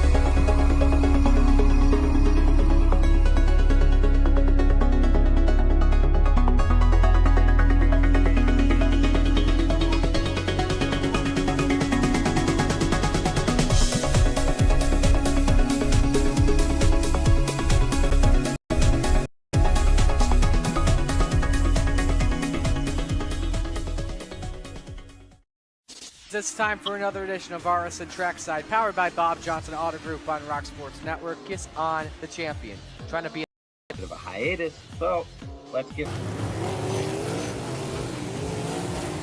Tonight we'll be talking about it.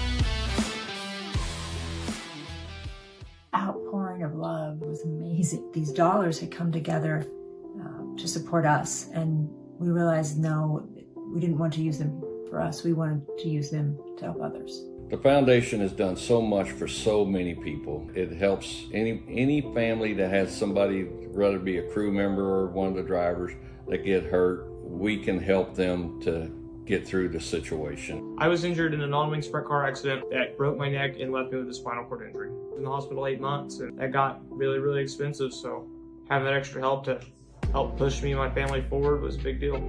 I was involved in a pretty gnarly sprint car crash. Found out my brain was swelling and bleeding. Pelvic bone was broken. I had 2 cracked vertebrae on my back, and I was in the ICU a little over a week. The Steve King Foundation reached out to my parents. We received a donation from them. Immediately, they started me on what's called neurofeedback, and insurance did not cover the neurofeedback appointments. So we received another donation from the Steve King Foundation. It really helped a lot, and I just want to say thank you. Thank you from the bottom of my heart to the Steve King Foundation for everything that they have done for me.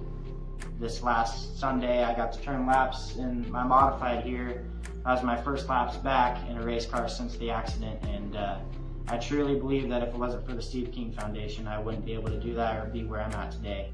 Yes, Steve's death is the reason the foundation exists, but it's Steve's life, and it's the lives of racers everywhere, is the reason we're able to do the work we do.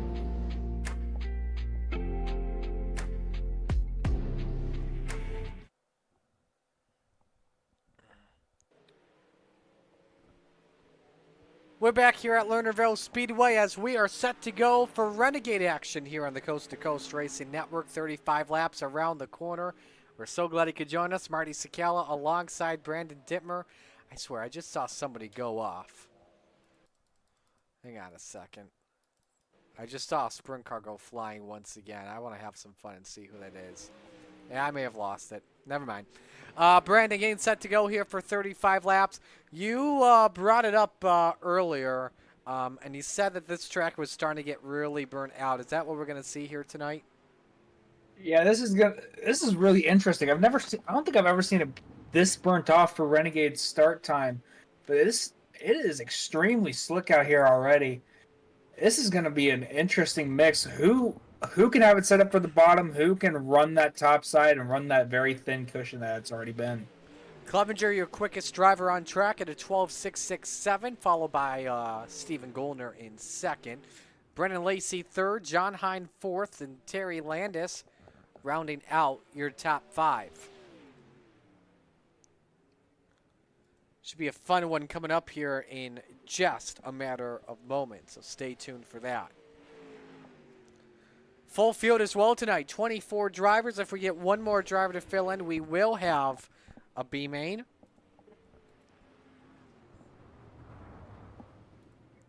The fun question I think everyone has is, do they want to see a B main or do they not? What would you say? Do you want to have a B main or not? You know, in the Renegades, I would love to see a B main. I don't think we've seen a B main in a long time here in the Renegades. I would love to see one. But if there is one driver that disconnected, I think he was meant to join the Rebels earlier, but he missed it, so he thought he could join the Renegades, so we had to disconnect and leave. So we are down to 23 people. I think that was my buddy Cody Early. That would be correct, yes. So anyway, qualifying set to begin. Get your first driver out here. We'll watch Brendan Lacey in just a moment. I'm updating some numbers here as we speak. There we go. All right, let's watch Brendan here as qualifying is underway for our Renegades. Again, 2 minutes, 2 laps to show us what you got.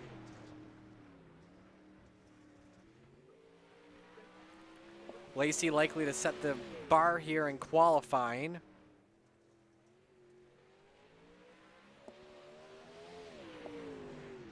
Brandon Dittmer to the top, 13.640. Rick Mayne now quickest at 13.54. Along with Brandon Dittmer goes 13.64. Second lap for Brendan Lacey comes through. We'll see where he clocks in. And a 14.22. Dittmer slowing up as he's second quick. Rick Mayne with his Christmas scheme currently the quickest. Joseph Gray just finished up a lap. He is now down to 5th, 14.05 on lap 2. Best lap 13.75. Blake Chapman third quick at a 13.69. What does the salesman have offer for a slower lap? 13.80. John Hine fourth. Great lap for him at a 13.72. Jack Hitt rounds out the top 5. The Pink Panther, Jesse Exit up to 7th at 13.78. Landis off for turn 4, nearly kissed the wall. 2/10 off the pace, 14.21. Here comes Steve Bixler off for turn number 4. What does the mayor have in him?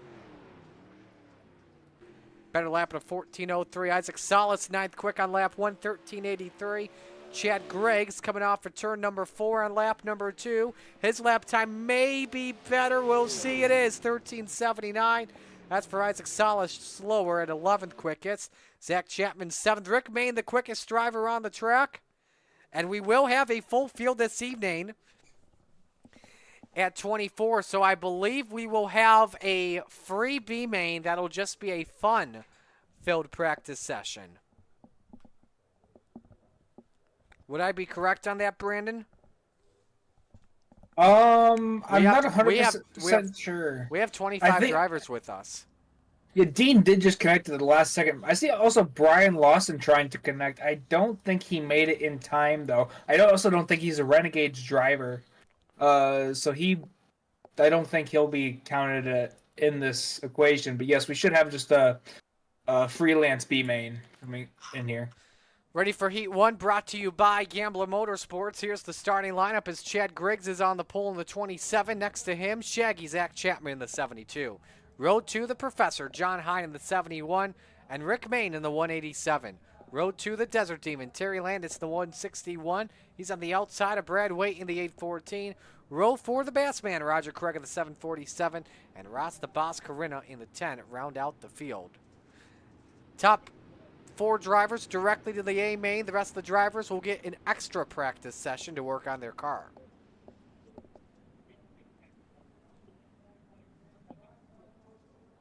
Let us know who you're rooting for in the chat.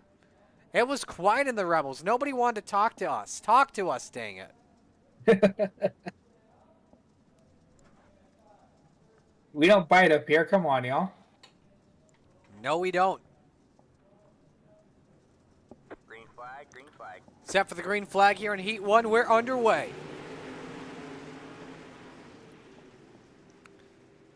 Chad Griggs, a little bit sideways off for turn 2. Good start. Can he clear Zach Chapman? Not just yet. Look at Rick Mayne.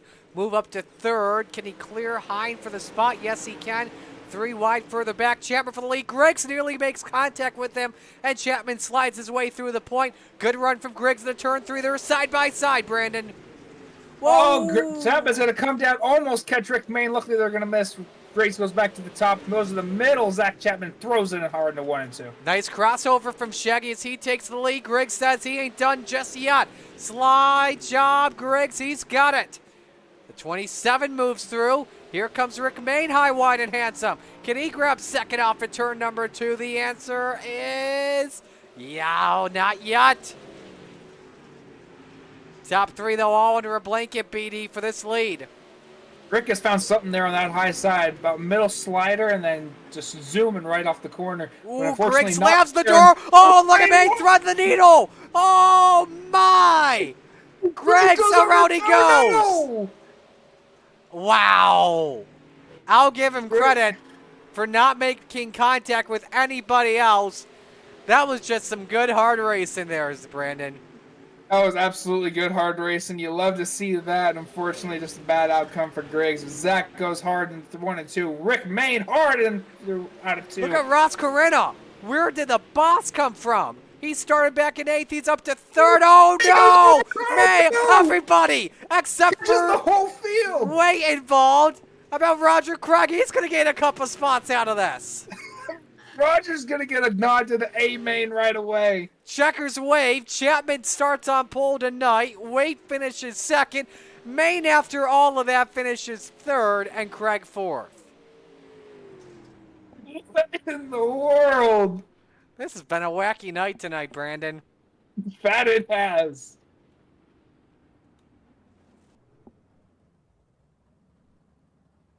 So Shaggy wins Heat 1. He starts on pole position this evening.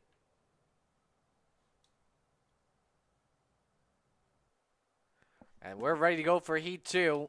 Here's your starting lineup. As Sly Job's on the pole, Isaac Salas in the 5. Next to him, the Pink Panther, Jesse Atkinson in the 127. Row number 2, Gentleman Jack Kidd in the 217. Next to the Spider Monkey, Brandon Dittmer in the 83. Row 3, Brendan Lacey in the 114 and Stephen Goldner in the 30. Final row tonight, Barry Goldner in the 36. Next to him, the wild child, Dean Reynolds in the 79 with that Jack Hodenshield throwback. Whoo, that looks hot.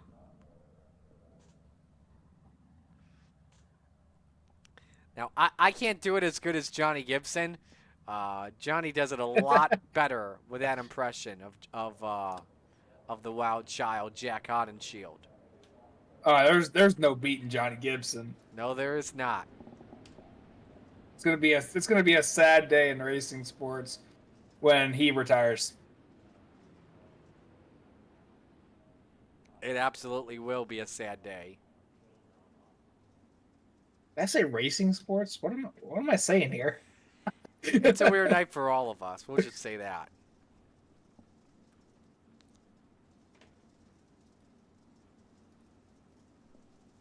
Ready for Heat 2. Brought to you by Regency Home Inspection. Green flag waves, here we go.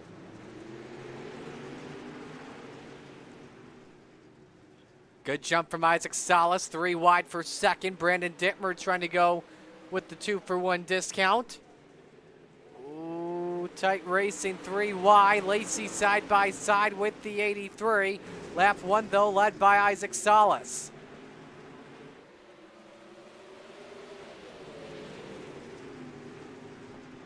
Four wide and 4 for a 2nd. Jack Hitt looked all the way downstairs as possible. Now you got Stephen Goldner trying to thread the needle in the battle for 3rd. Here comes Sly Job Salas. And the number 5 through the point, Brandon Dittmer. Off the track, he had one out of the fall-off count. Lacey looking for P2. Salas says, no, you don't. Atkinson hanging on to that race lead for now. The final spot to go directly through to the show. Still Jack Hitt and Stephen Goldner going at it there. Jack's look definitely impressive in a Renegade 360, but still, oh, they bang wheels into turn 1. Everybody hanging on. Dino trying to pick up some spots. It's hit, nearly got into Goldner once again. Let's go back up front for the race lead. We've got 2 laps to go. It's a 3-car shootout. Atkinson, Salas, and Lacey. Good bite on corner exit for the number 5. Isaac making that bottom line come to life. Atkinson so good on corner exit. Final lap underway. A 3-car shootout for the white. Great slider from Salas. He leaves Atkinson with a top lane. Brennan Lacey may try to thread the needle. Salas with a slider off for turn 4. Does it work? Yes, it does. Salas takes the win. Atkinson second. Lacey third. And Stephen Goldner fourth. Oh, man, what a hell of a heat race. Brandon, I got bad news. You're a fall-off count number 24 on the night. Huge. Now our free B main, oh no, I'm sorry, one more heat race left to go. Brought to you by Maurer Farm Management. And it's the Money King, Kyle Moonen on the pole in the 24. Next to him, Dylan Berg in the number 14. Row 2, 100 grand, Joseph Grandy in the 518. Next to him, the salesman Blake Chapman in the 20. Row 3, Jack Clevenger in the 78. And the mayor, Steve Bixler, in the 75. Final row, Brian Moore Sr. in the 558 and John Short in the 51.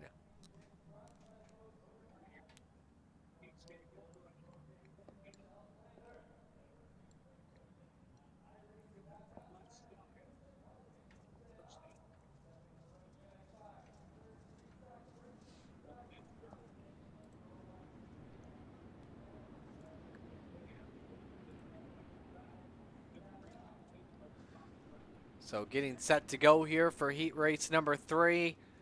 I got my eye on 2 guys here, Blake Chapman and Dylan Berg. What about you? Keep my eye on good old Joseph Grandy. He's fast. He definitely has been tonight.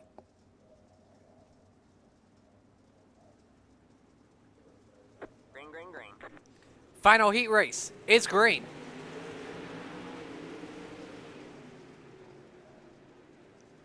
Up the hill goes Kyle Moonen with a good start.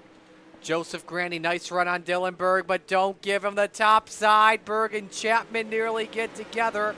Lap number 1 led by Moonen. Berg downstairs, washes up, clears Moonen for right now, but he gives the 24 the lane. Remember, Dylan Berg does not like the high side, could pay him a dividend. Moonen to the lead here, Brandon.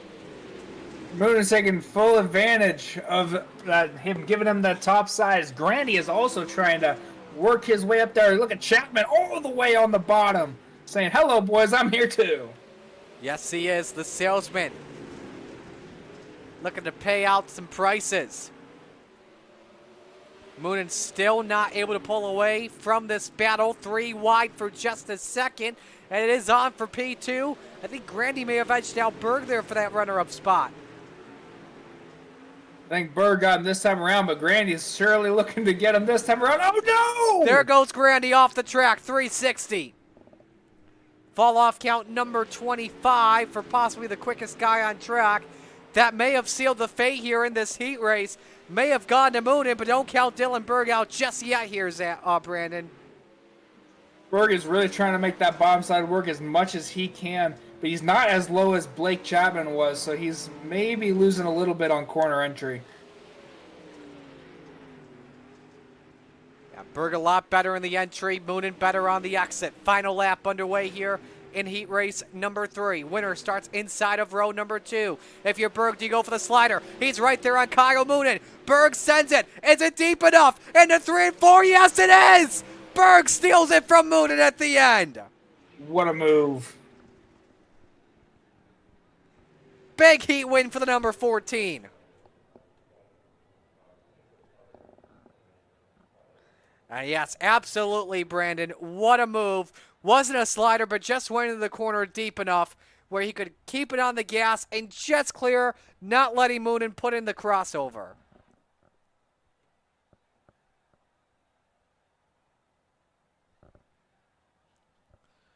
So we are ready for our B main. Got to update the fall off count here first. That goes to 25. Again, this is a extra practice B main, but will also help with your starting position tonight. Here's what the field looks like for the Consi. As the boss is on the pole, Ross Carino in the 10. Next to him, Dean Reynolds in the 79. The Wild Child. Row 2, Brian Moore Sr. in the 558 and Chad Griggs in the 27. Row 3, Gentleman Jack Hitt in the 217 and the Mayor Steve Bixler in the 75. Row 4, Terry Landis in the 161 and Barry Goldner in car number 36.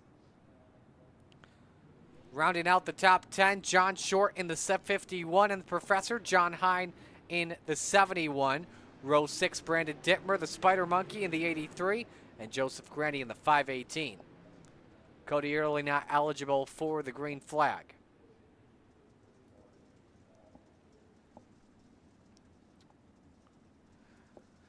Brandon, good luck. Hopefully you can pick up some spots here in this B main. Sounds good. Thank you. Winner starts in 13th tonight. We're underway.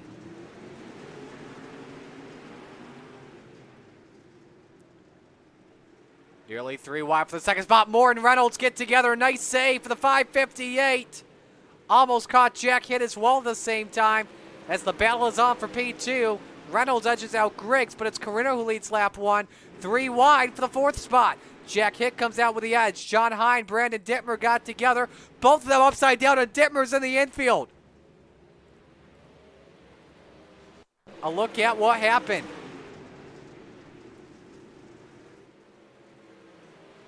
A lot of contact. Hine up on 2 wheels. And Dittmer completely through. He'll get a fall-off count for that. We gave it to Patton earlier, and I believe it was the feature for that same reason. So Griggs up into P3. Excuse me, Griggs in the 2nd, Hitt 3rd. How about Terry Landis? Trying to make a move here on Gentleman Jack Hitt for 30 here, Brandon. Yeah, Terry looking low. Look, oh, it gets loose. Caught it, though, for a good save. Absolutely, as Jack Hitt kind of chops his nose off, hoping to kill some of that momentum. Hitt trying to catch up to Chad Griggs in the 27. Forgot to bring him up before the race started. Actually, we'll hold on that as Landis still trying to grab 3rd. Let's see if the bike can work for the Desert Demon. Caught that small little bump, though, in turn 4. But it stays side by side. John Short. Add him to the fall-off count. Chad Griggs has caught Ross Carino, though, for the battle. Griggs, we talked about him after the final race last season, going into the beginning of the season. Bixler off the road, so add 2 on that. Griggs will be a contender for the championship this season. Here comes Griggs for the lead. Final lap is underway. Carino slams the door, Brandon. Carino's going to slam the door one last time. He's going to get a great run at it, too. That will all but seal it. Absolutely, that it will. Checkers wave. Carino takes the win in the last chance B-main, the extra practice B-main. Griggs 2nd, Landis 3rd, Hitt 4th, Moore 5th, Goldner 6th, Reynolds in 7th. We will put up 2. Fall-off count goes in at 28. And so with that, we will step aside. When we come back, our features, stay with us on the Coast to Coast Racing Network.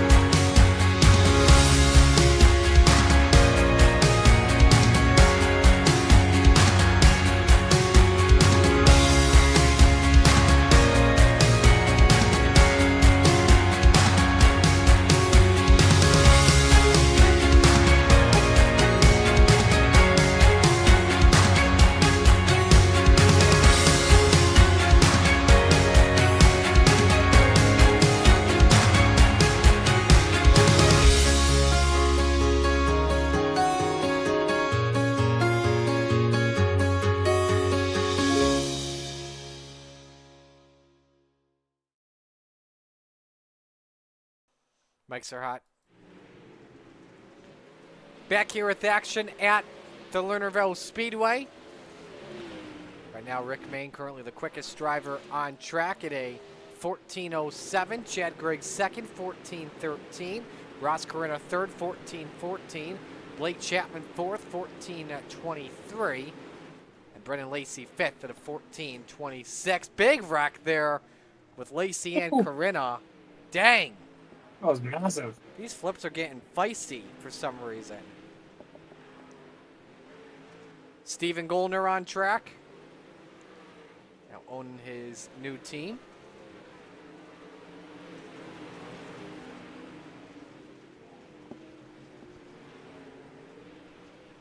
Clevenger, Craig Salas working together as the checkers wave here in our final warm-up of the night.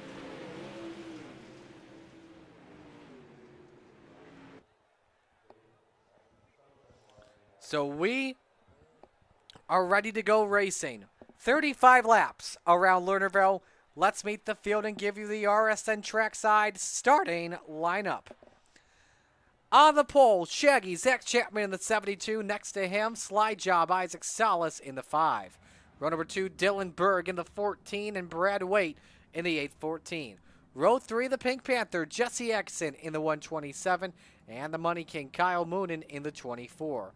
Row 4, Rick Main in the 187. And Brendan Lacey, the Lowline Master, in the 114. Rounding out the top 10, the Salesman, Blake Chapman in the 20. And the Bassman, Roger Craig in the 747. Row 6, Steven Goldner in the 30 and Jack Clevenger in the 78. Row 7, Ross the Boss Corina in the 10 and Chad Griggs in the 27. Row 8, the Desert Demon, Terry Landis in the 161 and Gentleman Jack Hitt in the 217. Rest of the field, row 9, Brian Moore Sr. and Barry Goldner. Row 10, the Wild Child, Dean Reynolds in the 79 and John Short in the 51. Row number 11, the Mayor, Steve Bixler in the 83 and Dean Reynolds in the, and Steve Bixler in the 75. Final row tonight, the Professor, John High in the 71. No call to the grid for Joseph Grandy, who starts 24th. Picks to win this evening. This is a tough one. Man. This is a really tough one. Track conditions, roster. Oh boy. You know what? Give me the Salesman. You want Blake? I will take Blake. I will raise Blake and give you Zach. I like Zach. I think he can do this. So, alrighty, good luck, man. Thank you.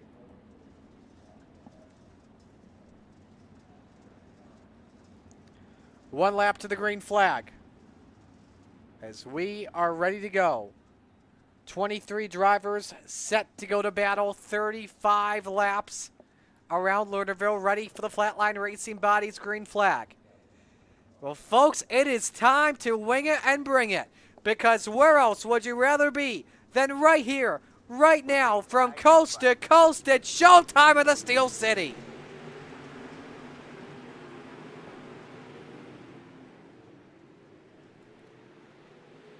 Side by side off the corner, Isaac Salas currently leads over Zach Chapman. Lap 1 led by the 5-3 wide for the 3rd, 4th position. Jesse Atkinson underneath on Dylan Berg. Blake Chapman trying to utilize the lawn. Could it be 4 wide? No! Atkinson got yeets. Dylan Berg, everybody scatters. Jack hits him. Yellow flag is out for the first time tonight. Tough break for Berg in the 14, who won Heat 3.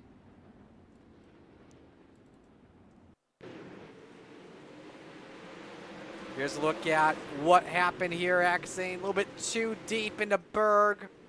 Around he goes. Everybody scatters. Unfortunately, Jack Hitt committed to the lane. Nothing he could do about it. On board with Berg in the 14.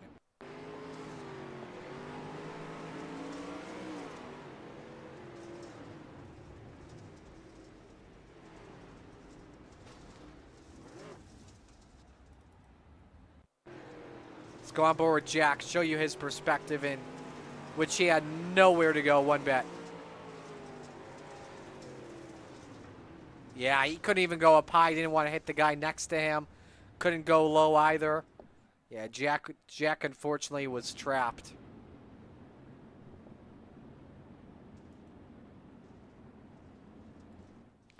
While we wait to go back to green, look at the schedule coming up for the rest of the week. Tomorrow night, Old Timer Tuesday, retreads. 360s at Lernerville, pickup trucks at Daytona. Wednesday night, Hometown Heroes at Houston's, Midgets 360s and 410s. Thursday night Thunder with small blocks and big blocks at Charlotte. Rest of the week is on Shaggy TV. Next week, don't forget, we've got the Dig and Corona Chili Bowl Memorial. Monday night, we've got the prelims. And Tuesday night is Soup Night. Don't want to miss out on any of that. Open to everyone. Donations only. 2-day event for the Virtual Driller Trophy. Next Monday Night Madness race we have will be on the 30th. It'll take place at I-55. We'll go from a long track to a short track. Don't forget other big events coming up. New Year's Eve, the New Year's Eve special, the Big Block 200 lap feature. Stand by for more info on that. And then the New Year's Day special event, the Houston's 100. All right here on the Coast to Coast Racing Network. First restart coming up here. Single file, not too sure for why. May have to do with track conditions possibly, but Isaac Salas brings us back to green.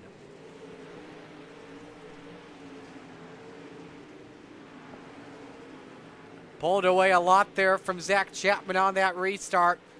Atkinson underneath the 814 for that bottom step of the podium. 3 wide for just a second in the center of the corner. Wade trying to get a big run here off of turn 2 on Atkinson to see if he can pull up with Zach Chapman for that second position.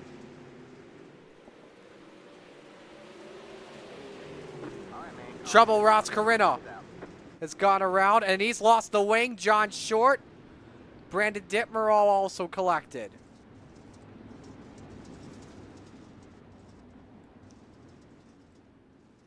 Get you looking at what happened to the boss.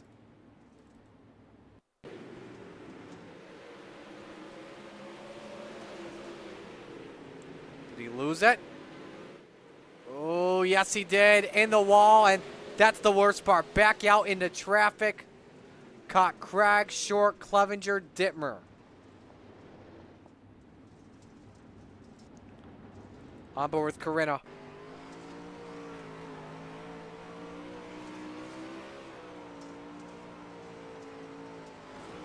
Almost had it. Just enough speed to launch and back out. Let's go on board with John Short. Everything's good. Everything's good. Sees the car. Thinks he's good. Did not expect him to be right there.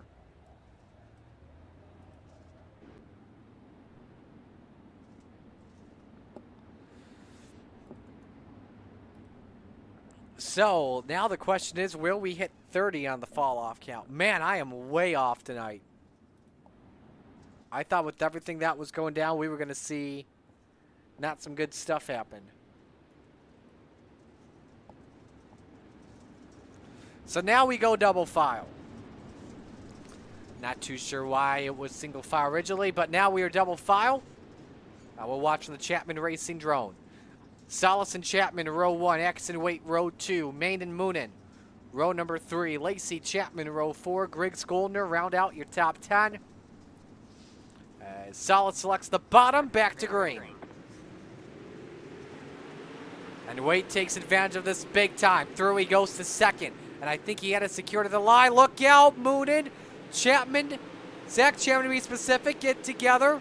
Zach lost a plethora of spots. He is down to 7th off that last restart. Nearly 4 wide for a moment. Everybody getting loosey and goosey. Barry Goldner flipped upside down and staying with Bixler. Second time tonight Bixler's been on his noggin.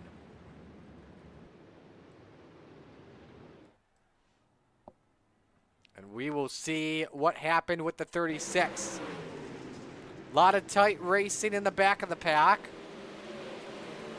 Golner contact from Hine up on 2 wheels. In it with Bixler, and there they go.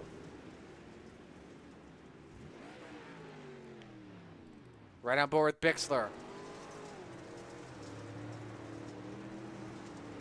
Yeah, Hine came up into the 36. And there they go.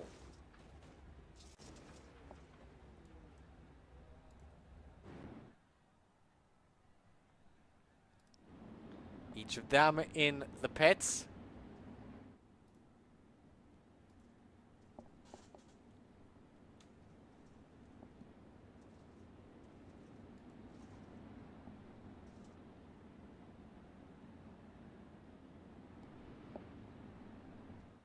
So we should come to green this time by and let us know who you're rooting for.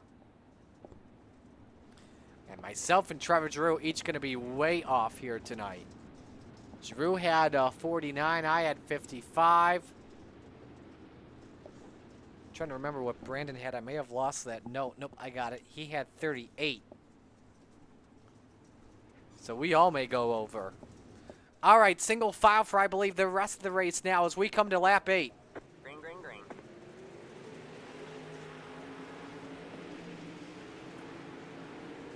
Atkinson low for that second position. Can he take it away? Not yet, as they are side by side. Waite has the spot. Moon in 4th. Blake Chapman.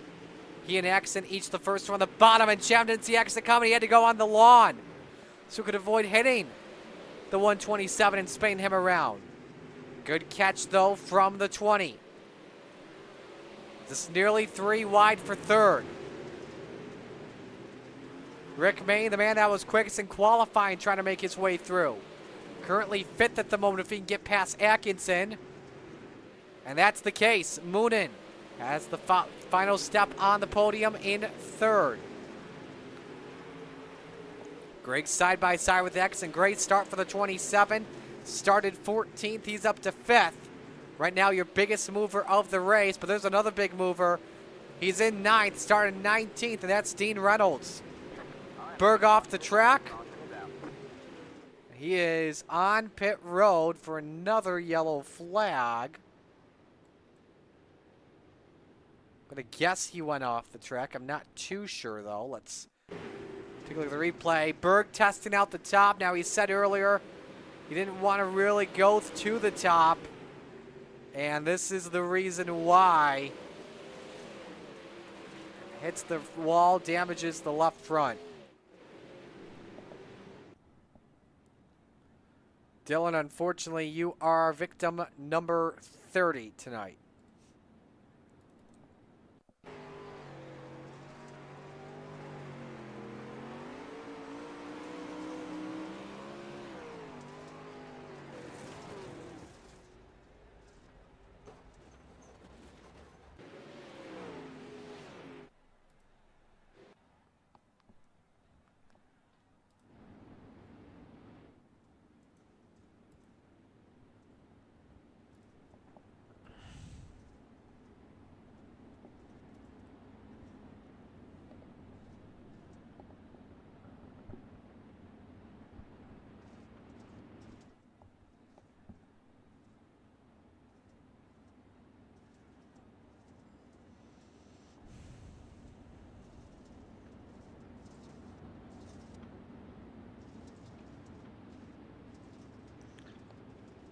Alrighty, let's try this out.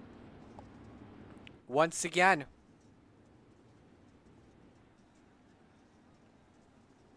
Solace, Waite, Moonen, Main, Griggs. Your top 5, we come back to green. This time by. Look at the 5-lap average as we're back underway. Look at Griggs up there in 5th. Keep an eye out on him. He currently right now is your quickest car on the racetrack. Main for the podium.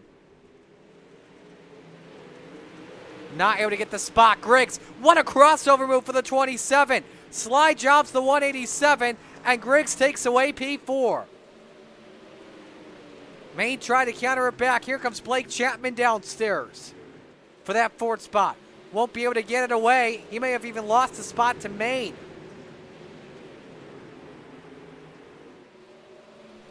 We'll have to see, but now Griggs tries to go to work. On Moon for a podium spot, but Moonen wants to wait for second. He is there. Slide job, Moonen on the way. Caution waves, so the pass won't count. John Short upside down. Roger Craig, Barry Goldner all also involved.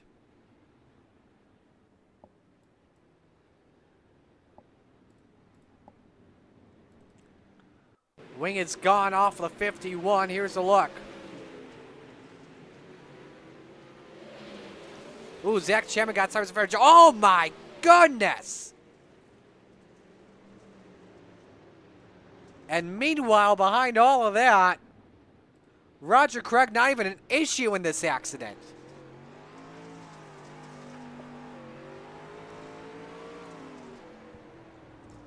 Contact and off the track he goes. He's number 31.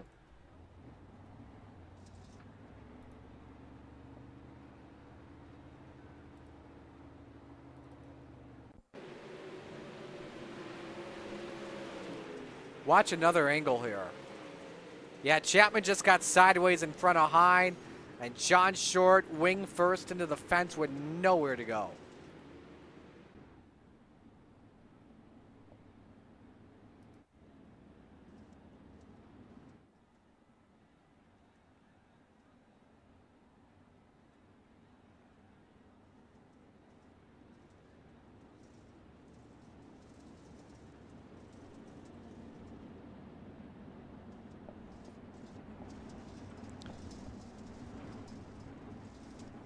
Gramps is checking in once again, rooting for Isaac out in front. Appreciate Gramps as well for his support of the Open 358s this year with Top Notch Trucking. All right, just under 20 to go as we come back to green. Isaac's led every lap so far tonight.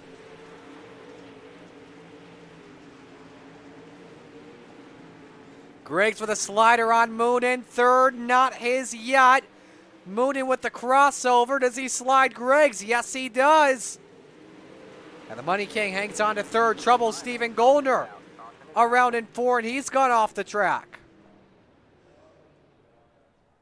So the cautions, breeding cautions. Here's a look at what happened to Stephen. Lost it himself. Rear ends into the wall. Are we sure Miles the Monster is not at Dover? Did he invade Lernerville? Did Dover go into like hibernation, kick him out or something?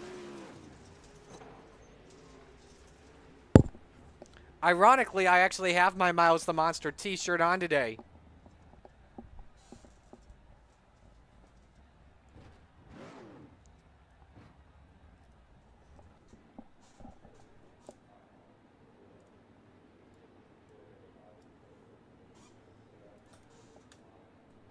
So Goldner number 32. You know, with the way this race is going, Brandon, I know you're listening. I got you muted. You know what? I will unmute you real quick. With the way this race is going, we may hit your fall off count of 38. It's slowly getting there. We're at 32. So. Ooh boy. All right, one lap to the green flag here. We'll see what happens. Once this gets updated, we give you who the biggest mover of the race is. It's currently Dean Reynolds up 11 spots in 8th position, the Jack Hodenshield throwback. Solis leads, Wade second, Moonen third, Griggs fourth, Blake Chapman fifth, back to green. Contact between Waite and Griggs. Waite and Moonen. This allows Griggs to get an opportunity. Same with Blake Chapman. Attention, Kmart shoppers. 2-for-1 discount for Griggs and maybe as well for popcorn. Blake Chapman. Oh no, Griggs goes around. Oh, and he's flipping in front of traffic. Atkinson also involved.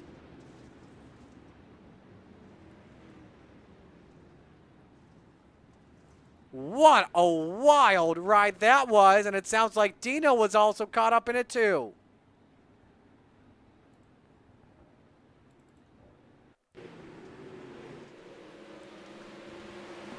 Watch Atkinson.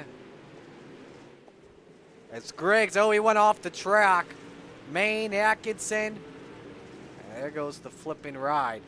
Now, what happened to Dino? I did not see Dino in that accident one bit. Let's ride on board with the 79. Did we jinx him?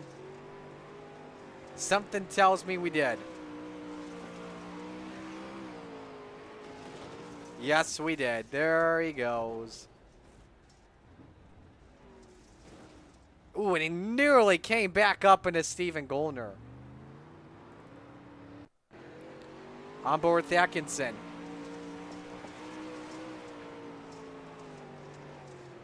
So we had 2 jinxes there. Oh, that's a big impact. I messed up. See, that messed up Atkinson's steering too. Remember, he's got a direct drive wheel. Those things are not fun to use. So Atkinson, Griggs kept 1 wheel on the track, so he does not get added onto the fall-off count. I know that will be a controversial decision, but nope, it's got to be all 4 wheels. So we're at 33 on the count. So Blake Chapman gained 1 spot out of that. He's now into a podium position. And now your biggest mover is Brian Moore Sr., who started 17th. He's up to the 6th spot. Back to the 5-lap average once again as we're back to green. Chapman now is your quickest car on the track. And he's underneath for 2nd on the Money King.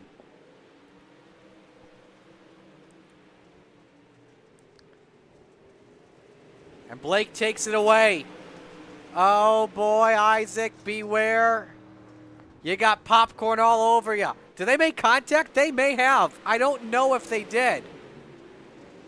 But it would have been tight. Chapman got up on the lawn there. Cost him a spot because of it. Brennan Lacey. Where'd he come from? He's up to 4th. He's been quietly in the top 10 all race long. Now he's trying to make some moves when the time is right. Chapman still trying to hang on to 2nd over Kyle Moon. Again, this is your best battle on the racetrack. Isaac's trying to pull away. 11 to go. Next time by, it'll be 10. Chapman very good on corner entry. Moonen good on corner exit. Remember how good Blake is when it comes to saving tires, especially on the low line. Behind them, Ross Carino, Brad Waite, Brendan Lacey 3 wide for 4th. Ooh, Lacey slight contact with Waite. May have caught Waite off guard just a little bit. That could help out Lacey move up to 5th, and it does. Salas, meanwhile, I think he may have clipped the wall for just a second. Doesn't lose a lot of time there. Chapman lost some time, though, to Kyle Moonen on board with your race leader. 8 to go at Lernerville. Salas, remember, won the Open 358 race earlier tonight. Looking to go 2 of 3. Moonen looking to start the season off right. It's been, feels like forever since he last won. Trouble, Zach Chapman off the road in turn 2. We stay green with 7 to go.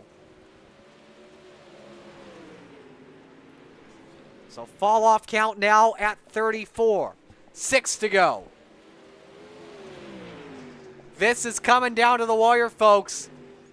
As Kyle Moonen saved his tires for when the time is right. We will have to see 5 fingers in the air, 5 laps to go. Who is it going to be in tonight's feature? Moonen is there, trying to force Salas into making a mistake. Ooh, Salas was really good the extra turn 4. Moonen had to left. Couldn't put the power back down. It's a little bit sideways on the exit of the corner.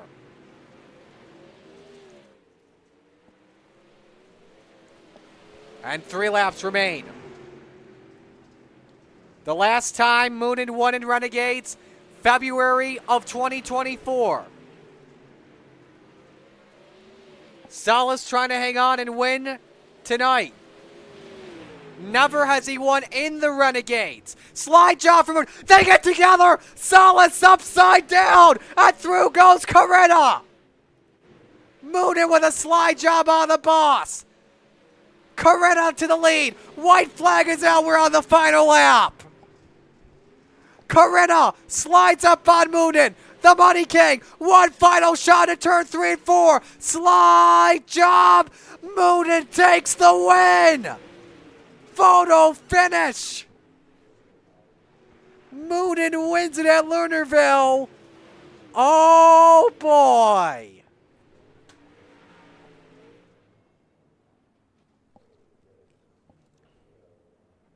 First win in the Renegades since February of 24. You love it for Kyle Moonen, but you hate it for Isaac Salas. Oh, man. Let's look at the replay.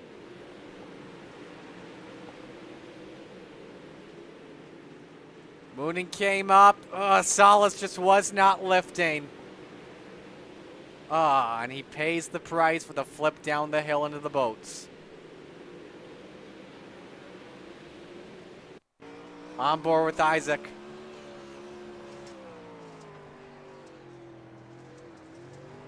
Oh, he had it up front. But damn, you just hate the fact that in sprint car racing, that left rear wheel just a little bit bigger. And now we're on the final lap here. Ross thinks he's got it.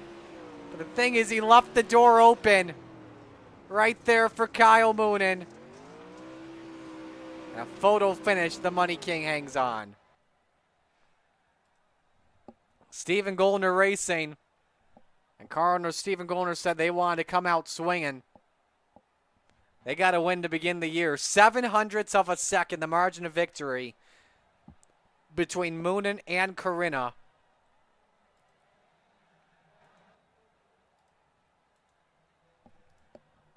There's your look at your top 10.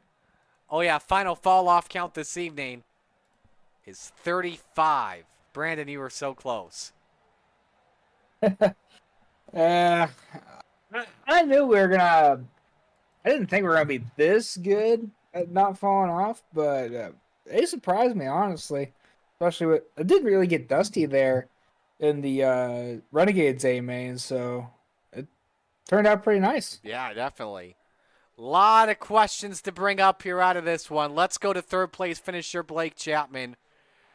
Blake, talk me through what you saw from your perspective. You almost had a chance to steal something. Yeah, I was hoping for a little something. I could see Moonen was gaining on Isaac, but, this car just kind of went away on me towards the end. I was feeling really, really good with about 15 to go.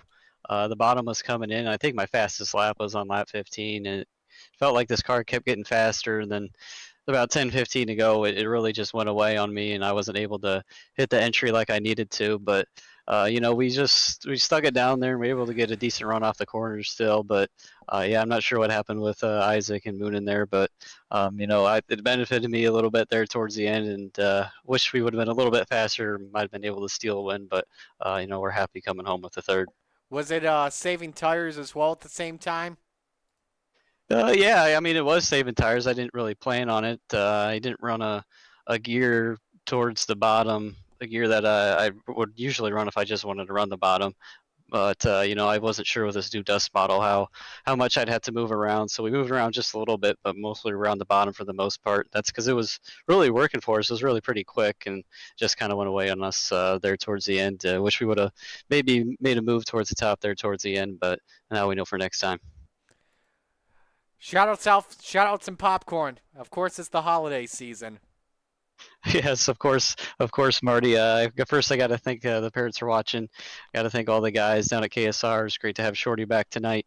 And of course, I got to thank Preston at Epsilon Sprint Wraps, Andy at AJ Custom Creations, and Flatline Racing Bodies for sponsoring this division.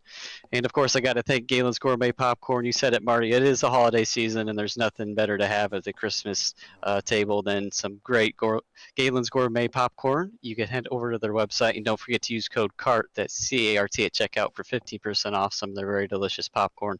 And I got to thank you guys for putting this on. Well, great run for you tonight, and hopefully we're talking to you again next week, sir. Well done. I hope so. Thanks, Marty. Blake Chapman, your third place finisher. Now we go to the man that finished in second. Brandon, I don't know if you watched it, but Ross Carina came so close to the heist of the night. Yeah, that would have been sweet to take it there, but spun the tires a little bit coming out of 2 and kind of lost my drive to block the slider there. So good run by Moon in there. It's a fun race. Were you thinking about going to the bottom to try and protect him, trying to protect the slider line? Yeah, I was, but like I said, coming out of 2 there in the last lap, I spun the tires a little bit, so I wasn't able to get a good enough drive, and I figured it was coming, and I didn't want to cut him off and take both of us out, so I left him a little room and thought maybe I could cut underneath him, and luckily, we didn't hit each other, but it would have been nice to get the win. Well, I'll give you another positive here too. Hard charger of the night. There were 3 drivers that were up 11 spots. You were one of them, and because you were the highest one, I mean, I know it's not bonus points. You're the one that's credited for it. Yeah, well, yeah, take everything you can get, I guess. And obviously, if I wouldn't have fallen off earlier, who knows what happened, but it's a good run. Who do you want to give shout-outs to? Yeah, Phantom Motorsports guys, Velocity Racing, Brian. You guys up in the booth putting on the show, and everybody at Coast to Coast keeping this league going. Alrighty, man. Well, great job tonight. Great run. Best of luck next week in the Chili Bowl. Ross Carina, the winner. Now we go to Victory Lane to talk with your winner. His first win in the Renegades since February. Kyle Moonen gets it done. But Kyle, we got to go back to what everyone's talking about. The slide job. Walk me through your perspective.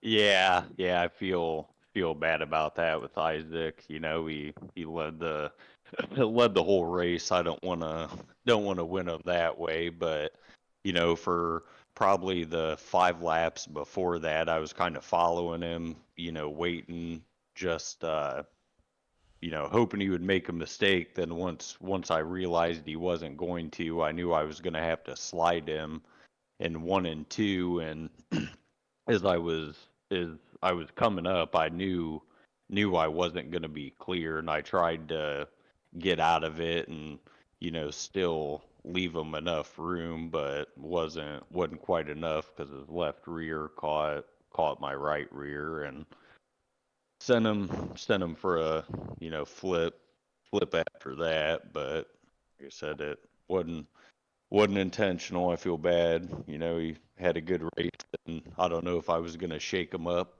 enough right there or not, but definitely not the way you want to do it. Let's get, though, to the pass for the win on Ross Carina. Were you surprised that he left the bottom home for a slide job? I don't know if you just heard his interview, but he said he spun the tires, which kind of messed up his entry going into turn number 3, which is why the bottom was left open. Yeah, I was gonna try going down there and doing something. You know, I wasn't sure what he was gonna do. I didn't know he spun his, you know, tires or what, but yeah, I wasn't sure if it was gonna stick or if he was gonna cross me, you know, back over and get it back, but somehow managed to hold on. So. Well, I know next week we got the Chili Bowl charity race, but 2 weeks from now, I-55. I know that's a track that the Stephen Goldner Racing team very good at. That's one they're gonna want to. They're got circuit on their calendar. Yep. We'll catch both of them and try to race a little bit more this season. Who do you want to give shout-outs to? Just all the guys at Stephen Goldner Racing and you guys for the broadcast and everyone that helps put on the league. Alrighty, man. Well, hey, congratulations on the win. Not bad of a way to kick off the season. Nice job tonight. All right, appreciate it. Thanks. Kyle Moonen taking the win, his first win in Renegades since February. So that'll pretty much do it here for us. Brandon, final thoughts on a great night of racing. Yeah, you know, it was all great racing all the way around throughout the entire field. Three races, 3 completely different tracks. offering all sorts of special abilities and running styles. Absolutely. So with that being said, that will do it for us. Thank you for joining us here on this Monday night. We'll be back next week for the Chili Bowl and 2 weeks from now for our second points race of the year, which is at I-55. On behalf of the Coast to Coast Racing League, all the fine drivers and sponsors, Roger Craig and his great group of admins. On behalf of my broadcast partner, Brandon Dittmer, Marty Scala saying so long. Your winners tonight, Isaac Salas, Open 358, Rebels Dylan Berg, and Renegade, that was Joseph Grandy, and Renegades Kyle Moonen. So long.